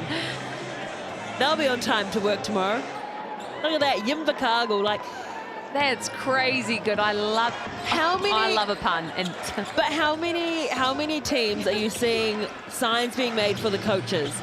Yim is not just a favorite by the team. Like the fans love him because he is so immersed in the community, in his fancy sweater. I love it. he's so good at creating culture. That's him, and he's connected in community, as you said. So yeah, wonder how many more Yim posters we're going to see. I'd like to see a poster on the court at some stage, but we're just doing 3 balls. The pun's in your bag tonight, Taylor. Okay. Bag season. So a rare opportunity at the Chemist Warehouse free throw line. In fact, this is the first time the Saints are going to the free throw line, and we are almost halfway through the game. That speaks to just the way that the Sharks are playing, but also the offense of the Saints, not being aggressive and driving to the rim, drawing those fouls. No one has been in the bonus in any of these quarters. Yeah, Saints highly predicated on an offense where it's a penetrate into the key, kick out, make that extra pass, or a little pick and roll action. So yeah, as you said, Taylor, getting to the rim for them, being aggressive is crucial for the Saints side. Inga can't get there, and it's a fast break opportunity for Davison. His hops are incredible. They need to do more of that, and you can see him the last few phases, actually, when they've got that ball turned over, he kicks down the court, but the vision hasn't been there. That time it paid off. Lucky foul there from Davison. That will be 4 for the Saints. Just his first foul of the game. It's been a relatively clean game. We haven't seen a lot of fouls. We haven't had a lot of whistle, and that's probably why it's so high scoring. It's been free-flowing. Well, there's the biggest mismatch down low, and Timmins makes them pay for not putting a big man on him. No, totally agree. It's been a physical game, but it hasn't been too chippy. It's clean basketball, and that's so good to watch. Leafa step back, pulls the trigger. Cooper with the rebound, and it's gonna go against Cooper. It's a charge on Leafa. That's the second foul Leafa has drawn. And Asbury's been ejected already this season, okay? We just need to calm it down for Asbury. He loves a corridor, Taylor. He loves a yarn. Perhaps intern dialogue. Yim has called timeout here. What do you think the reason for that is? Because His team's up by 14. I think what the Saints tend to do is they tend to speed teams up. And when teams are sped up, the tempo changes and they start to rush their shots or make less executive plays. And the Sharks just like in the last minute or two fouling, and they've done so well the first quarter and the first half of the second to make sure that they don't foul. So I think just a bit of a regroup moment there for Coach Jim, making sure his boys know we're not going to get in foul trouble later on. I know Asbury has had trouble with foul trouble throughout this season, so just making sure his team all stay on the floor, because the last thing you want is 2 minutes left in the game, or even, you know, 7 minutes left in the last quarter, and one of your best players needs to sub out because they're in foul trouble. So, yeah, a bit of a regroup moment there. Wasn't an essential timeout, but I think it was a very smart one to regroup, finish this half out well, and just a little wave at the camera there. Oh, look at the diversity there as well. You've got youngsters, you've got multiple generations.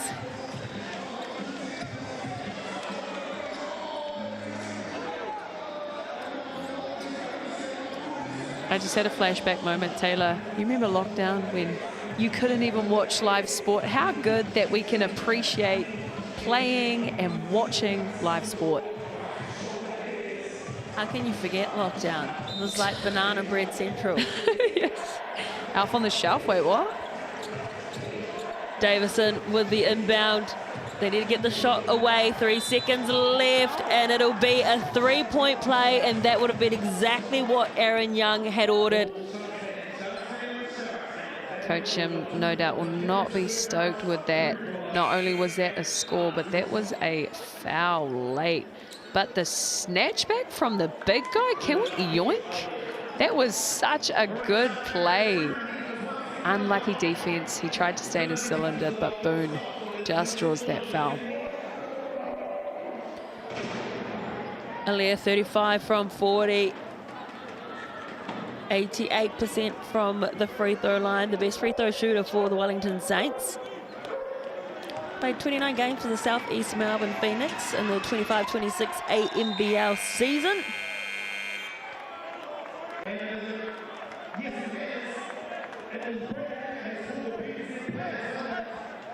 And what is going on here, Kayla?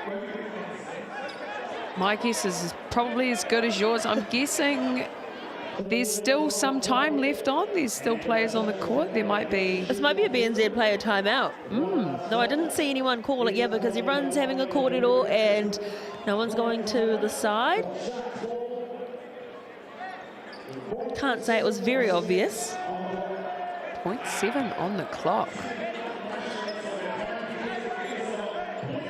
I'm going to call Asbury catch or a Timmins lob.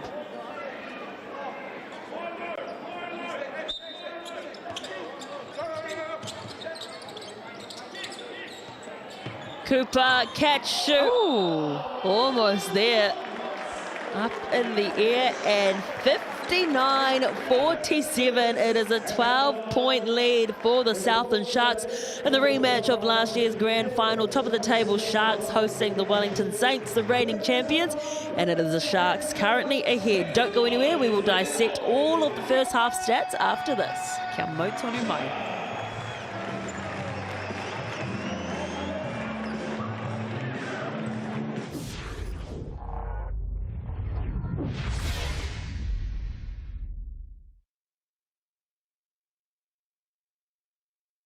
The second half, the Saints closing it back to 12-point down at the half line.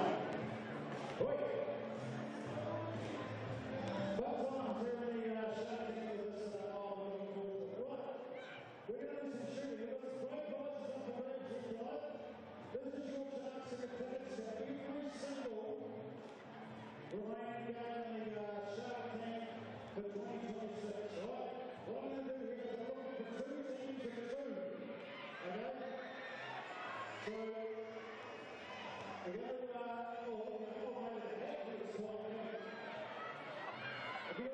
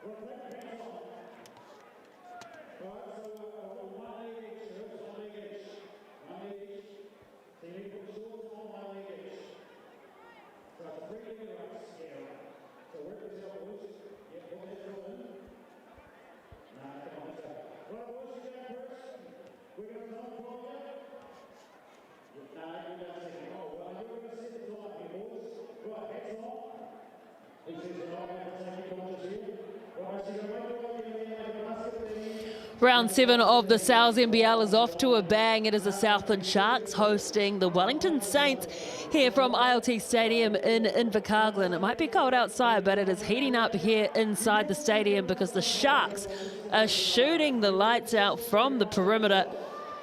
I'm Taylor Johnson. Joining me is Kayla Manuirirangi to talk us through some of the stats. Let's start off with the scorers, but we'll just wait to see if who makes this bucket. Nice. Oh, everyone's getting them in the hoops tonight. It is a scoring fiesta. Rylan Jones leading with 16 points. Pepper on 16 too. But 3 players already in double digits for this Sharks team.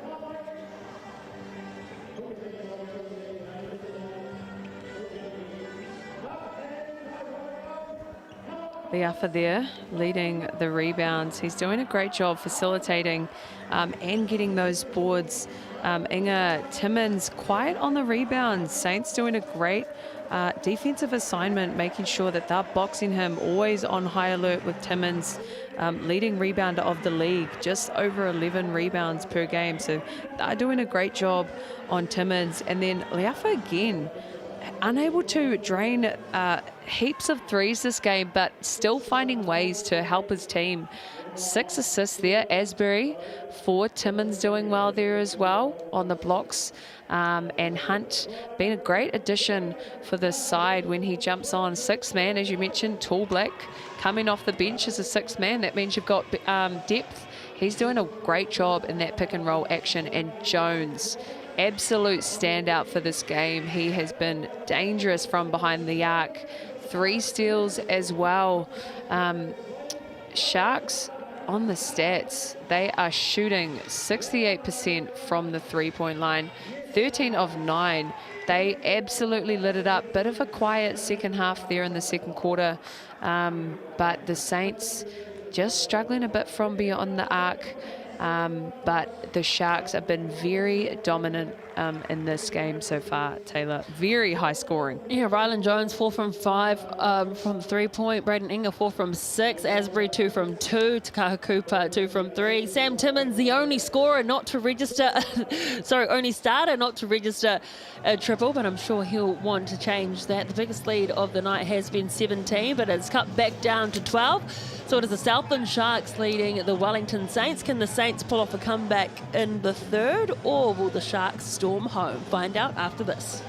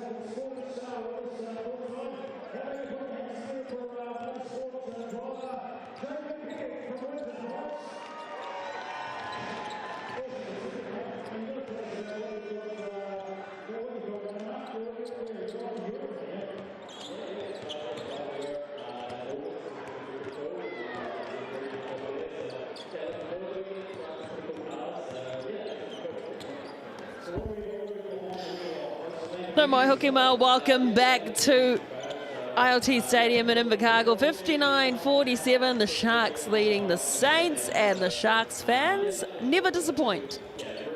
Shark girl looking for her lava boy here in the Shark Tank. And with such a bad line, Taylor, I'll hand it right back to you. If you would like to lay a complaint at the Broadcasting Standards Authority, you can.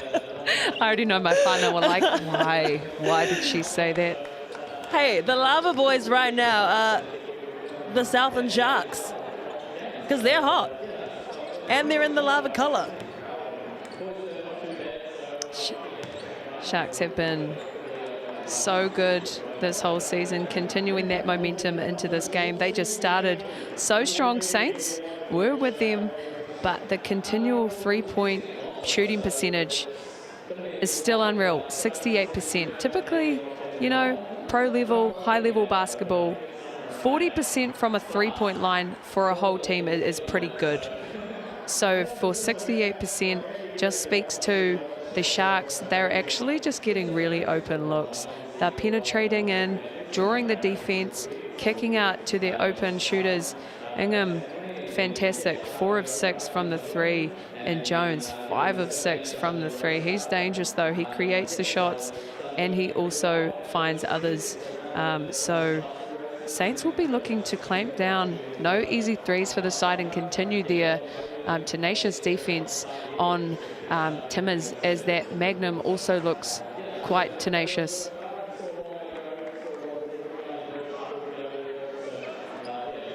We're staying on that shot far too long, guys. Come on.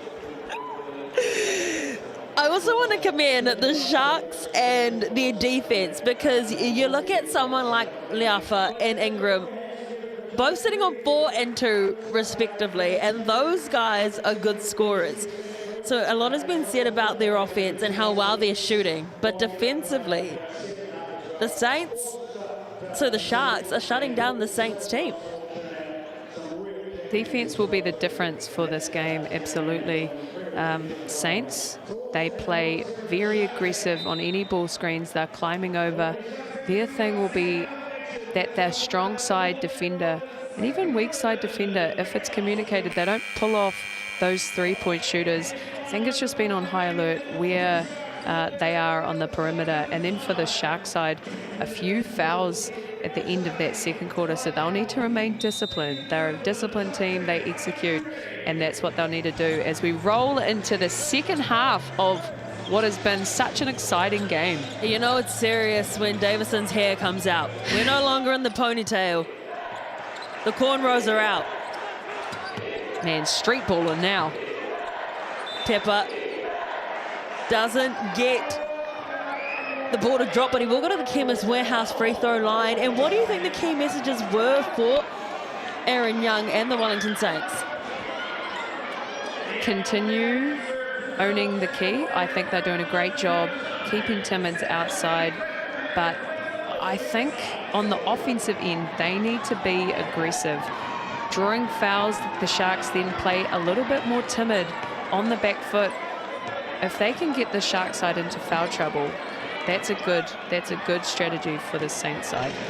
I want to see Davison get angry, because he is a player, when he gets frustrated, when he gets angry, he goes and scores a whole bunch of points. I mean, he did a couple of 36-point games last year. I believe one of them was against the Saints. He's the most outstanding New Zealand forward, playing in his 100th. So I'd just like to see him get a bit more into this game, because we know he is an athlete. And with those more decorated players, you know, that's more attention on you. The scout is a lot more, so you're not getting easier looks. And also there's that responsibility to be whatever you need to be for the team. Oh, the assist was excellent. And the Wellington Saints team just asleep at the wheel, because you could see that coming from a mile away. Shot clock down at 5. Jones threw the Hail Mary pass, and Asbury was there to collect, and the Saints team just did not react. Jones looking for a heat check. Lucky on that one, Saints. They will need to make sure that they go over everything on Jones. It's 5 from 7 from the 3 for him, as Pepper lines it up.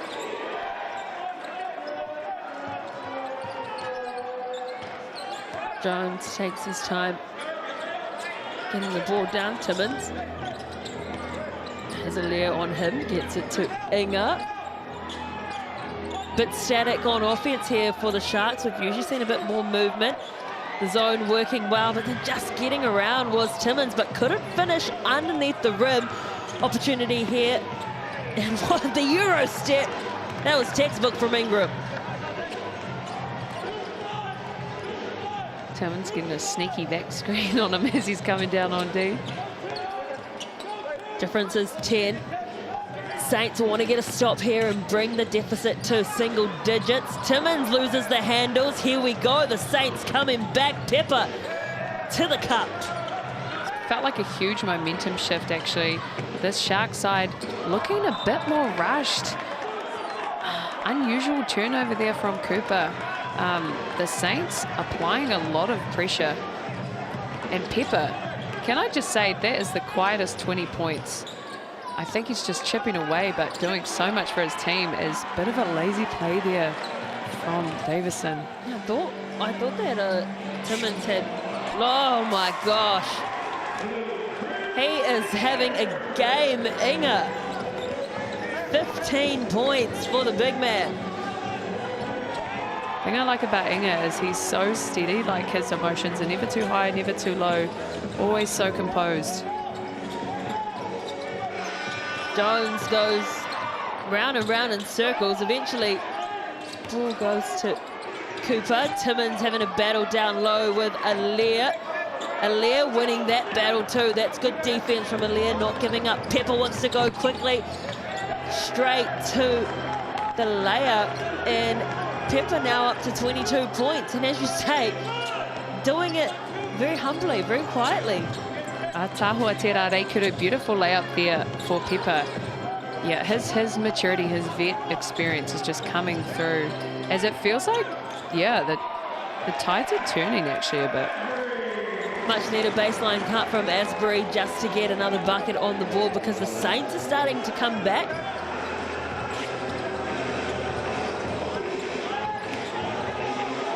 Pepper, so tough. He had no right to get through there. Just the follow through from Elijah Pepper.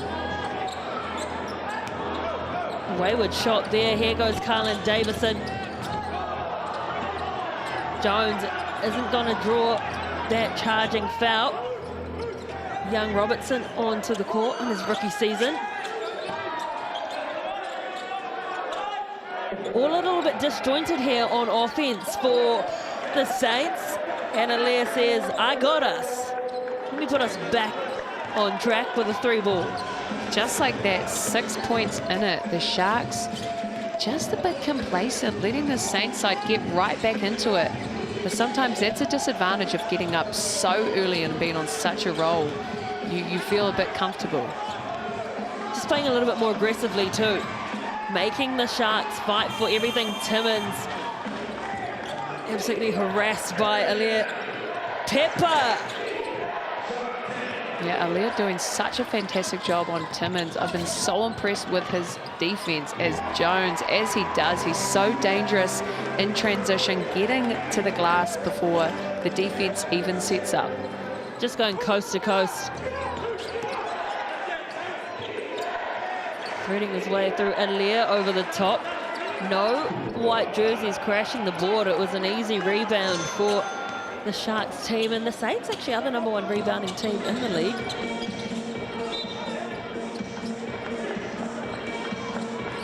Sharks are known for their offensive style of play, to get inside, outside touches, getting it into Timmins, kicking it back out to the perimeter, using those high ball screens. And at the moment, the Saints are just forcing them to play out of their normal rhythm and flow.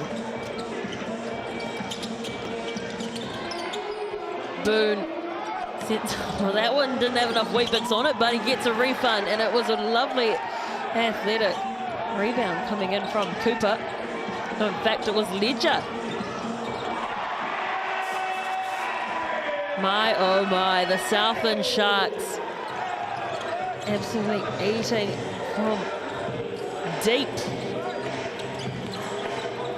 63% from the three-point line are the Sharks as Pepper. Oh my goodness. He's on track for a 30-piece. Pepper has just hit 27 points. He's averaging 27 points. We still have a whole nother quarter to go after this, and some in this one.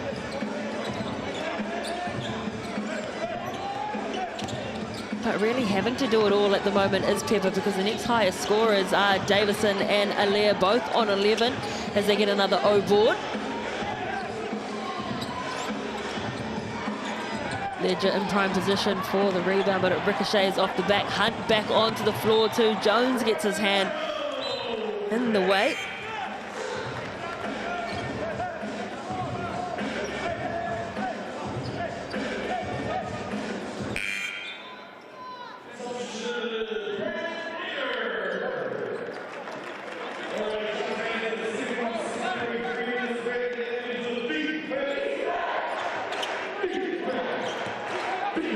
No way.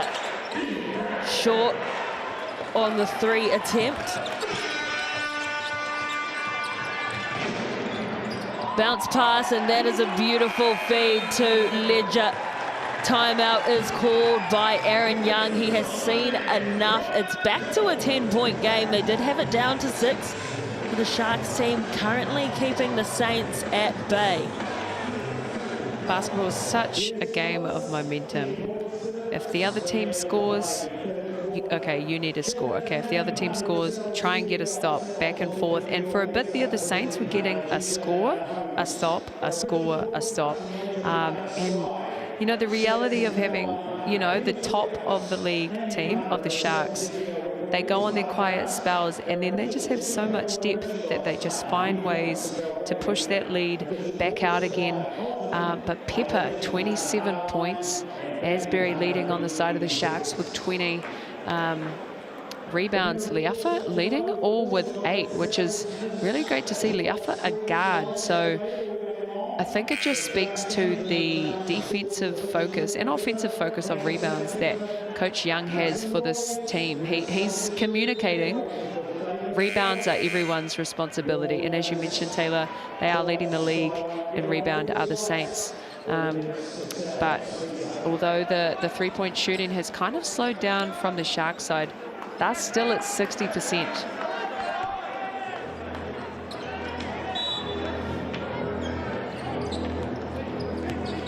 Saints are the #1 scoring team in the league, only team to average over 100 points per game. They're also second in defense as Leafa gets aggressive, kicks it out to Robertson, who does well to handle it. Get back to Davison. Leafa with the unbalanced triple.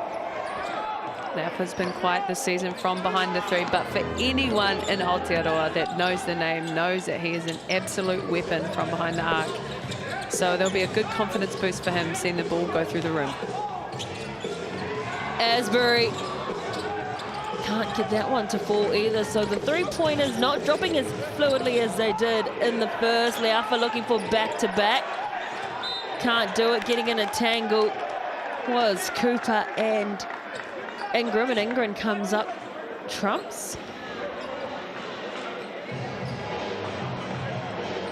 Ingram, part of that famous Loyola Chicago NCAA Final 4 run.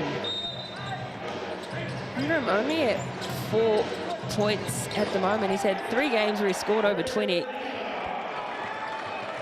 Hasn't really found his rhythm. Boone. Bounce past the Ledger with a little reverse finish. That's nice from young Ledger, just 21 years old, the Auckland native. Motewehi, awesome from Ledger. He's been awesome in the Rapid, and he's just proved to Coach Jim that he needs to be in this Sal's NBL game too. Robertson playing beyond his years, the St. Pat Silverstream alum.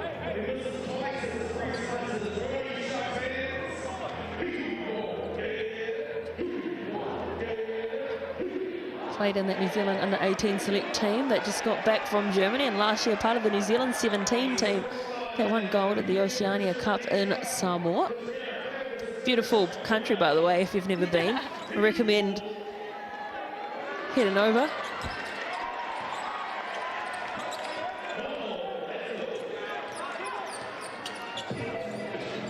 Eight-point game.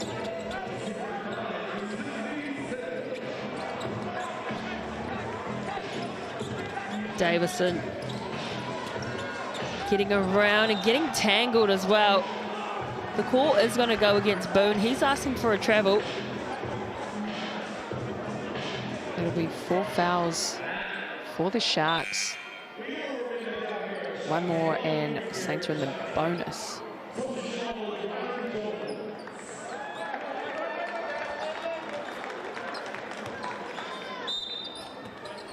It's a very high-octane first half, but this third quarter has gone by rather slowly in the sense that both offensive plays from each team just seem to be a little bit disjointed in comparison to what we saw in the first. I think they might have all been so surprised at how phenomenally the 3-ball was getting shot that when they start not sinking, it's a whole regroup of, okay, well, that is not working as much anymore. We actually need to change the whole offensive strategy and focus. On defense, they switched to a bit of man on and then dropped into a zone, causing havoc for Asbury. And you can see the frustration on the Saints bench as well as on the face of Aaron Young. He is not happy.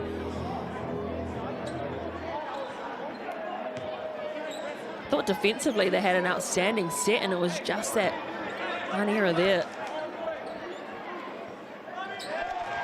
Asbury right on cue. Mentioned the most accurate free throw shooter in the league when you go by people who've shot more than 5.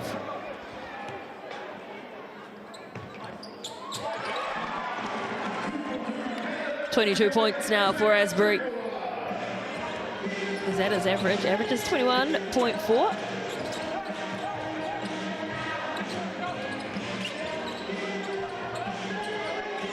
Shout out to the Southland DJ too. There's been some absolute bangers.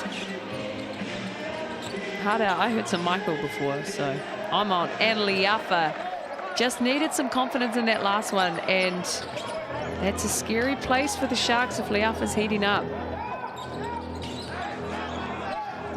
The Jaws theme music plays in behind, as it often does here in the Shark Tank. Big cross-court pass to Boone, who sends it home. 15 made triples now for this Shark side. Getting some energy back, no doubt. This fourth quarter will pick up a bit more, as you mentioned, a bit of a quiet third. Oliafa wanted that last shot, but he took his time with it and then got the ball stripped. 1 second left for the buzzer beater. Boone. Wasn't to be. 8 points. It is down now to single digits. The Sharks with the lead, a narrow lead at that as well. Don't go anywhere. We will have the fourth quarter coming up for you. Is it sink or swim for the Saints? Well, we'll find out after this.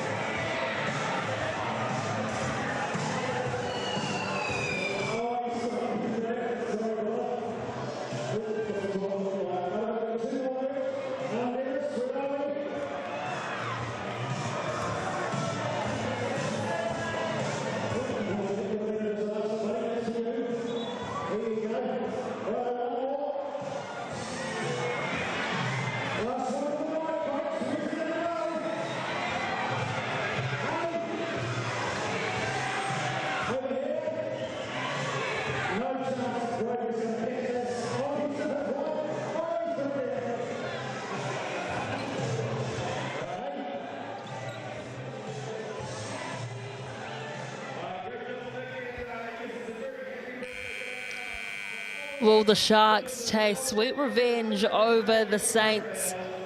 Or the Saints come back and tip up the Sharks, top of the table? Well, the next 10 minutes will tell us how this will end. But at the moment is the Sharks, the Saints, showing some signs of life in that third quarter, winning it. They need to get some stops and start scoring themselves, but no one is stopping Rylan Jones from the perimeter. His game's very much like Steve Nash, a player, classic point guard who just keeps dribbling the ball even if he doesn't have the initial layup. So dangerous. Another steal and turnover.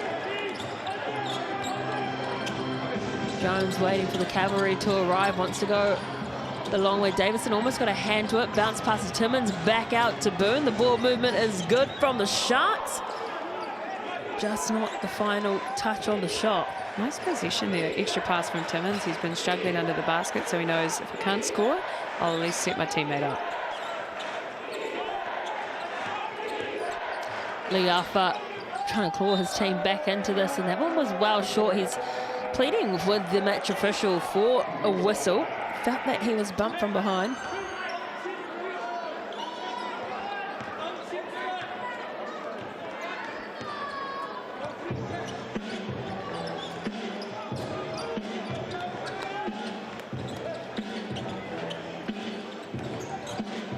Cooper.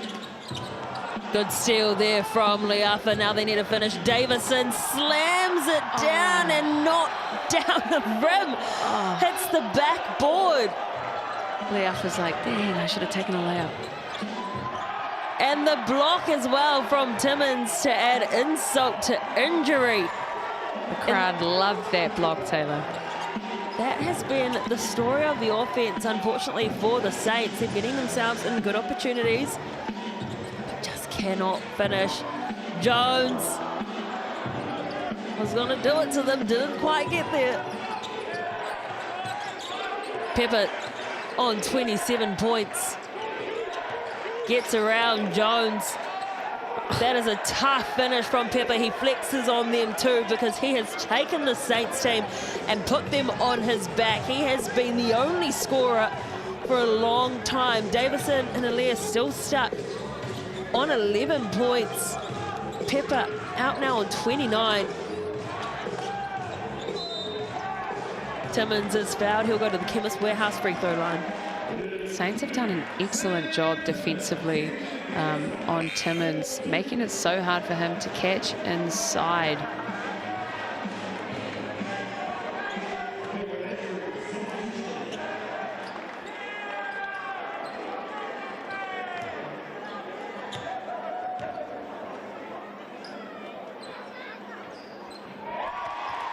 Sam Timmins up to 8 points now, and again he's having a quiet game for his standards because he hasn't had to go to work in the paint because of how accurate the shooting has been. Liafa, the only player on a double-double at the moment with 10 rebounds and 10 points. Timmins cannot get through a wall of Saints jerseys and he gets called for the travel, and that's a big win for the team of Gold and Davison. You know what, Taylor, the nature of the beast of Scout is the further the season goes on, the more that teams study the tendencies of players, and particularly league leaders like Timmins, where he likes to catch it, what he doesn't like. So all of those things make a huge difference. Timmins with a little tap back in. You can see Davison getting frustrated. Offensively, the Saints team have just really struggled to click and to look like a well put together machine. Timmins with the hip check up in the air. Smart play there from Pepper. He could have held it and just got a baseline foul, but he knew Timmins was up and he's going to the line now.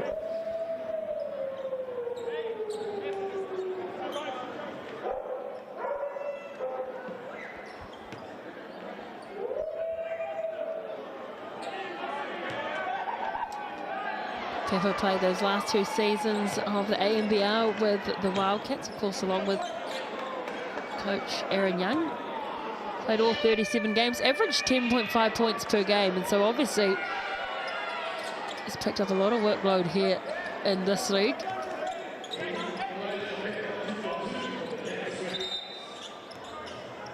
Run points for Pepper on the night.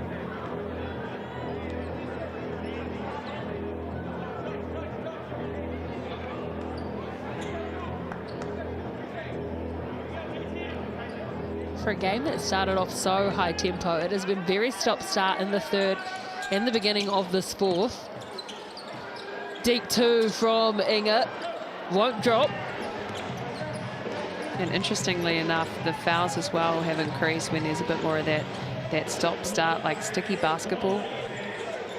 Early on, just threes and clean basketball all around as that just goes out of the baseline. Saints are frustrated, unable to get into any offensive flow. Well, it was a great ball from Davison down to goal down low, but just couldn't reel that pass in.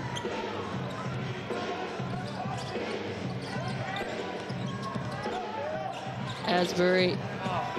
Oh, Sam Timmins getting up high. Beautiful pick and roll action. Anytime Sam Timmins is in a pick and roll, he 9 times out of 10 gets the clean look. Pepper, 33 points.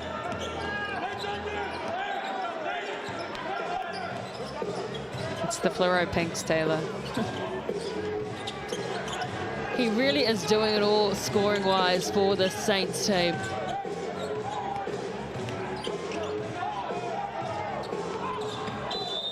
Davison fouled again by Boone. Coach will be stoked with that foul. Sorry to cut you off there, Taylor. Yeah, yet again.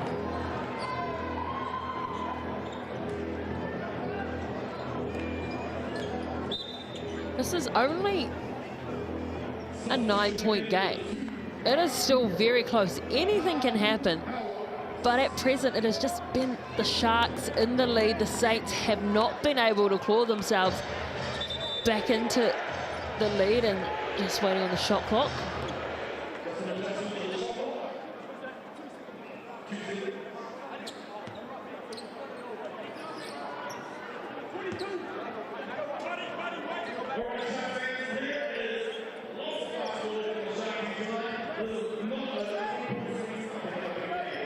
Plenty of time left in this game for the Saints to forge a comeback. They are keeping in arm's length of the Sharks team. Davison, no look pass to Hunt.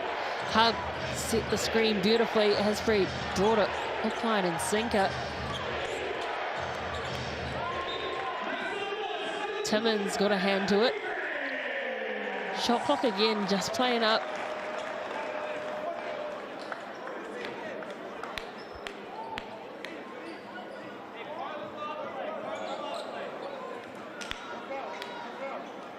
Yep, 2 seconds left on the shot clock there for the Saints.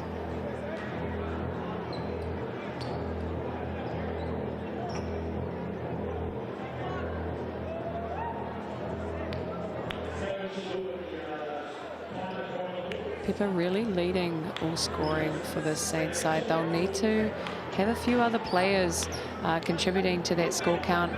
Currently Sharks scoring's a little bit more even spread. So yeah, for the Saints side, having the likes of Hunt step up or Leafa, Alea has been fantastic on the defensive end, getting a few more touches from on the inside, and as well Ingram, we know he can score. Just a quiet game from him as well.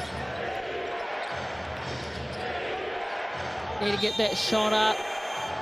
As they get the whistle, it will be 3 shots from the Chemist Warehouse free throw line coming up for Pepper, and that is smart play from the veteran.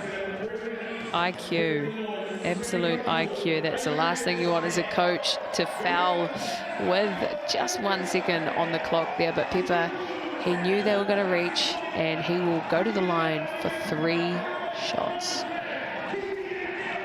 We're yet to see a 40-point game in the Souths NBL in 2026. Pepper is on his way there. 33 points, still 5 minutes left in this. He has been the key scorer for this team.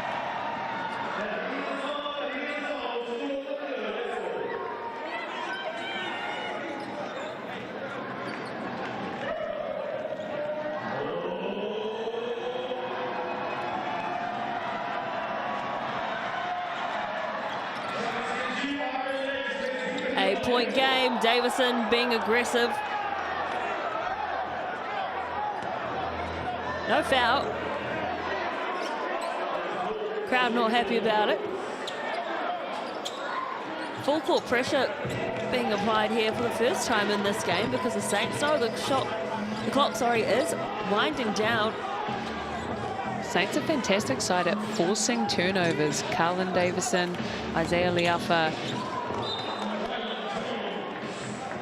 Pepper got a hand to that one. 9 seconds left on the shot clock. We were scoring so high in the first and second. We were absolutely certain we'd get to at least 100 points, but the scoring has slowed down for both teams. Yep, forcing them to get into their offensive sets, go back to what they know. Cooper steps aside, wants a better look at the triple. Boone gets the board. Beautiful hook there from Boone. Just right place, right time. Helping Timmins on the rebounds there. Pushing it to 10 points. Alia threads the ball through. And how did Asbury keep that in court? Great deflection from Cooper. Timmins gets it to Boone. Boone's calling the shots from the perimeter. And that is the 18th three-pointer of the game. And Aaron Young has called a timeout. He's not happy with what he's saying. Boone missed a couple down the stretch in the third, but he hits it when it matters. A 13-point lead there. That's a massive confidence boost for the Sharks. Just over 4 minutes left here. No doubt the Saints will keep that full court pressure on the rest of the game. And the Sharks will be looking to continue to run the clock down as much as they can, shoot it in the last half of the 24 seconds. And the Saints, you know, they'll need to lean into what they do best. They are aggressive on defense. Offensively, they're really good out of a pick and roll action, penetrating, kicking to their shooters. And those second chance opportunities on the rebound count, that's when they're at their best. Southland are just edging them on the rebound count, 35 to 34. And the Sharks as well, 20 assists on the game and 11 steals. So the game in their advantage at the moment. But as we said at the start of the game, Taylor, there's a lot on the line for both sides. Saints defending national champions from 2025 season. And the Sharks will remember falling to the Saints side. Runners up from last year, currently top of the table. Just 4 minutes left. Just to give you an idea of Pepper's workload, no one else in his team has scored since 51 seconds left to go in the third quarter. It is all Ben Pepper. And now finally, someone else enters the score sheet. Spoken into existence. Well done, Taylor. That's phenomenal, though. Just one player scoring for about 7 minutes. But it can also be hard because when one player is scoring so well, the others are like, okay, well, we'll find him, make sure he gets his looks. But then it allows people to sit back a bit and just maybe be less involved if they don't need to be. So good to see the insertion of Ingham there, adding to that points.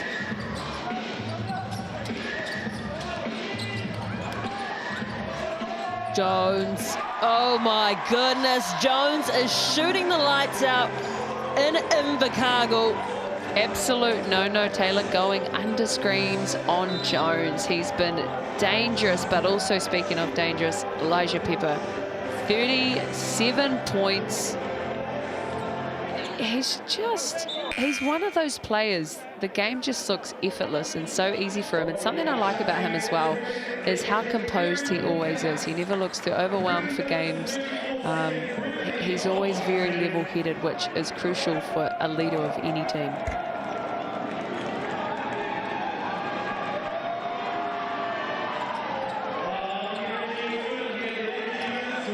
Boom, 38 points.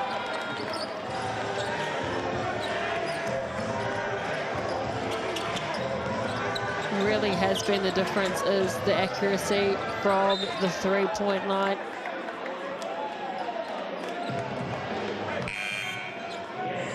Sharks have made 19 three-point shots in this game in comparison to the 10 for the Saints. Another timeout being called here. You know what one sign I'd love someone to do is give us a Yim Sanity. You know what? I kid you not, I was just thinking that, because that was an absolute error. Jeremy Lim. You know, an interesting stat I've just noticed, Taylor, is yes, the Southland Sharks have made 19 three-pointers, and they've actually only made 16 two-pointers. So they're shooting a higher percentage and more shots from the three than they are the two, which is quite unusual for the Southland side to see not as many two-pointers. And you know, typically in a game of basketball, you'd shoot a lot more two-pointers. So they're just shooting the lights out. And when someone's on, you've got to keep shooting. Jones has been absolute lights out from behind the arc. He's on 24 points, 5 rebounds, 5 assists, followed by Asbury, 22 with 7 assists. So a really good spread there from the Shark side.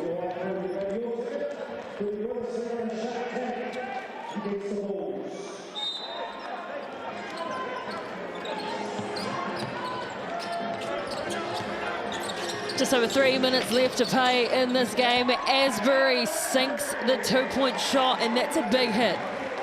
Tino Pai, great little pull-up J there from Asbury. You know, he dropped 33 in the last game. He might try and do it again. No way. And one opportunity. Pepper up to 40, the first 40-point game we have seen in the Souths NBL. And can you believe it's from someone who's in the trailing team? He must have the sorest back of sore backs. Big back, big back. Carrying his team, he's actually almost scored half of their points, almost. Unheard of, as that just He's at 41 now. Unreal. I can see why he's got all the cupping done on his back. Maybe I should start cupping my back too. Davison with a crucial little stop there. Pepper can't finish, so frustrating. Giving themselves opportunities to get back into the game and threading his way through. Ryland Jones like a hot knife through butter. Jones just split the gap. Great read. The defense jumped and he just split it, parting like the Red Sea. How many have we seen not go in the hoop like that from Davison and his teammates? That time he secures the rebound, but they've left a couple of points out on the floor. Pepper needs to be aggressive, steps back for no the way, Taylor. I'm in disbelief. 43 points. We might have hit a 50 here tonight from Pepper. Now the Sharks have time. They don't have to rush every shot. Timmins wants to go toe-to-toe with Allaire. That's a good stop from Allaire. Davison bats it back. Pepper wants to go to the cup. No whistle. He's frustrated. Minute and a half, 10-point game. Stop is crucial, but Asbury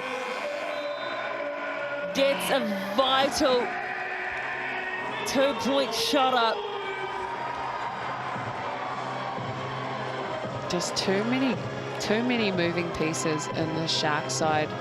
Everyone collapses in too much for Timmins. You've got Asbury, you know, oaring him on the perimeter.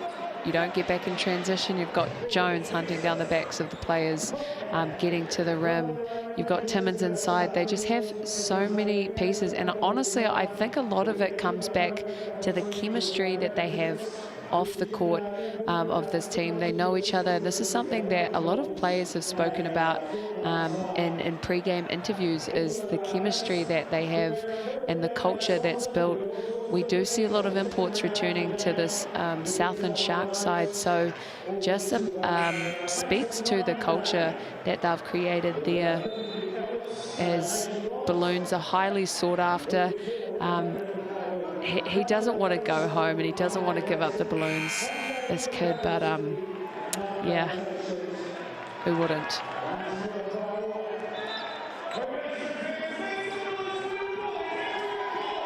Go back to her when she opens her eyes. That's the best part when you spin around, is seeing someone off balance. 10-point game. Crucial stops needed, and I think when the Saints review this one, they'll be really frustrated at some of the shots that didn't drop for them. Congrats to Braden Inger as well, another player to enter a double-double, sitting on 15 points, 10 rebounds. And that's exactly one of those shots I'm talking about. So many from under the rim. Didn't drop. Yeah, great look though from Carlin Davis, and that's a good look from him. Unfortunate, and it can be frustrating to keep playing through those, but you've got to keep taking them. And the Saints need to start being a bit more aggressive to the rim as well and start adding in those points with time against them on the shot clock. Again, 3 jerseys there that are bright orange in the passing lane. They got a hand to it, and a wasted opportunity.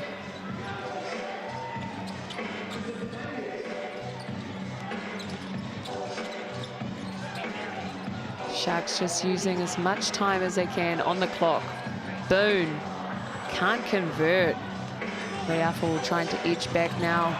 Yet again, another turnover. Yeah, another steal from Jones. He's been so good tonight, and we have to pick an MVP, and it's so hard because you've got Rylan Jones, who has been shooting the lights out beyond the perimeter, but you can't look past Elijah Pepper and the pure individual performance he has put out. You can't say he hasn't left everything out on the court.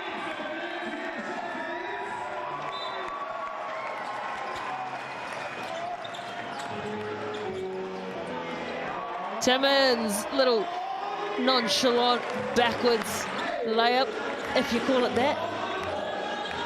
Pepper just adding to his tally. In fact, he kicks it out unselfishly. Save there from Asbury. So good at keeping it in the line. Asbury loses it there, and the fouls are coming. Probably too little too late. Well, they're trying to. Boone to Inger for the dagger.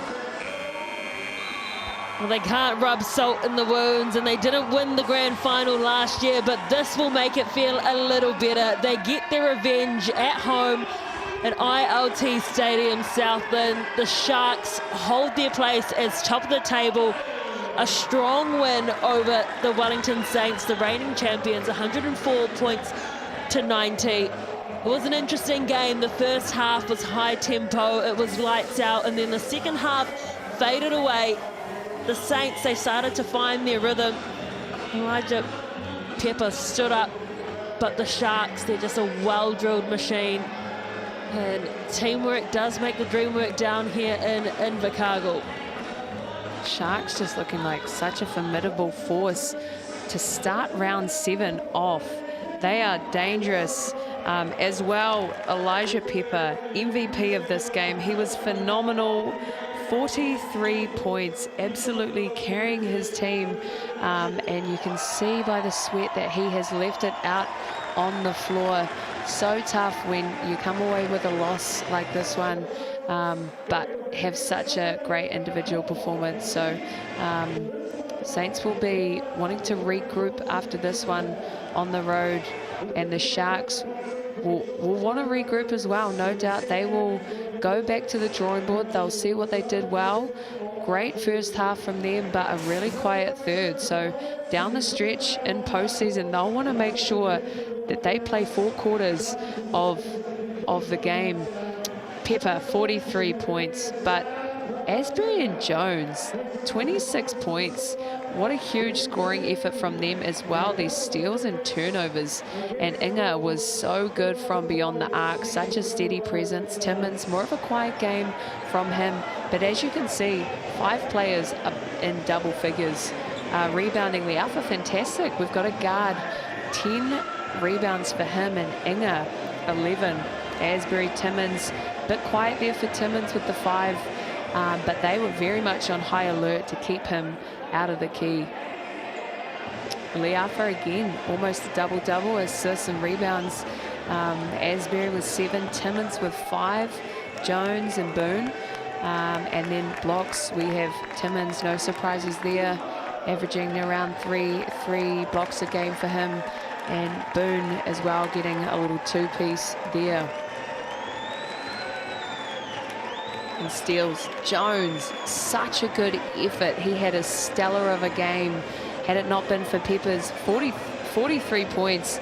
The second MVP would have absolutely gone to Jones. He was great from beyond the arc, great facilitator for his team, and he knew the times when he could push it in transition and also the times when he needed to run a half-court set. So massive win here for the Sharks at home, and the Saints, tough one on the road. But games continue in the upcoming fixtures. Yeah, on Friday, or tomorrow, the Jets will host the Rams from Palmy Arena in Palmerston North. And then on Saturday, it's a double in the Big Smoke in Auckland City. For the Frankenpool and Leisure Centre, the Hawks will play the Bulls. And the Tuatara will host the Phi from Eventfinda Stadium. And then on Sunday, the Giants will host the Nuggets, and then the Airs and the Rams Sunday evening. And then on Monday, we've still got one last game in round 7. That is the Saints. They're back at home and they will play the Hawks, so a short turnaround for them. But for the Southland Sharks, they have a 10-day turnaround. And when you've just beaten last year's champions in the grand final rematch, you are going to be enjoying quite a few team bonding sessions together. 10-day turnaround. I have a feeling that Invercargill, the Loney and Baluk and all the sorts will be going off tonight, tomorrow, Saturday, probably not Sunday, but they deserve a well-earned 10-day break, the Sharks team. And be warned, the competition, because they still have Max Darling to come back. They still have Tobias Cameron to come back as well. The Sharks team looking like they could go all the way in the competition. And for the Saints, back to the drawing board, and they will be back at home on Monday in front of their loyal fans. If you are in Wellington, get down and watch that game on Monday night. On behalf of Kayla, myself, and the Sky Sport crew, we thank you for joining us on the NZNBL for round 7, and we will see you tomorrow from Palmerston North on Friday night, where they will play the Rams. Mā te wā, pō Marie. Pō Marie.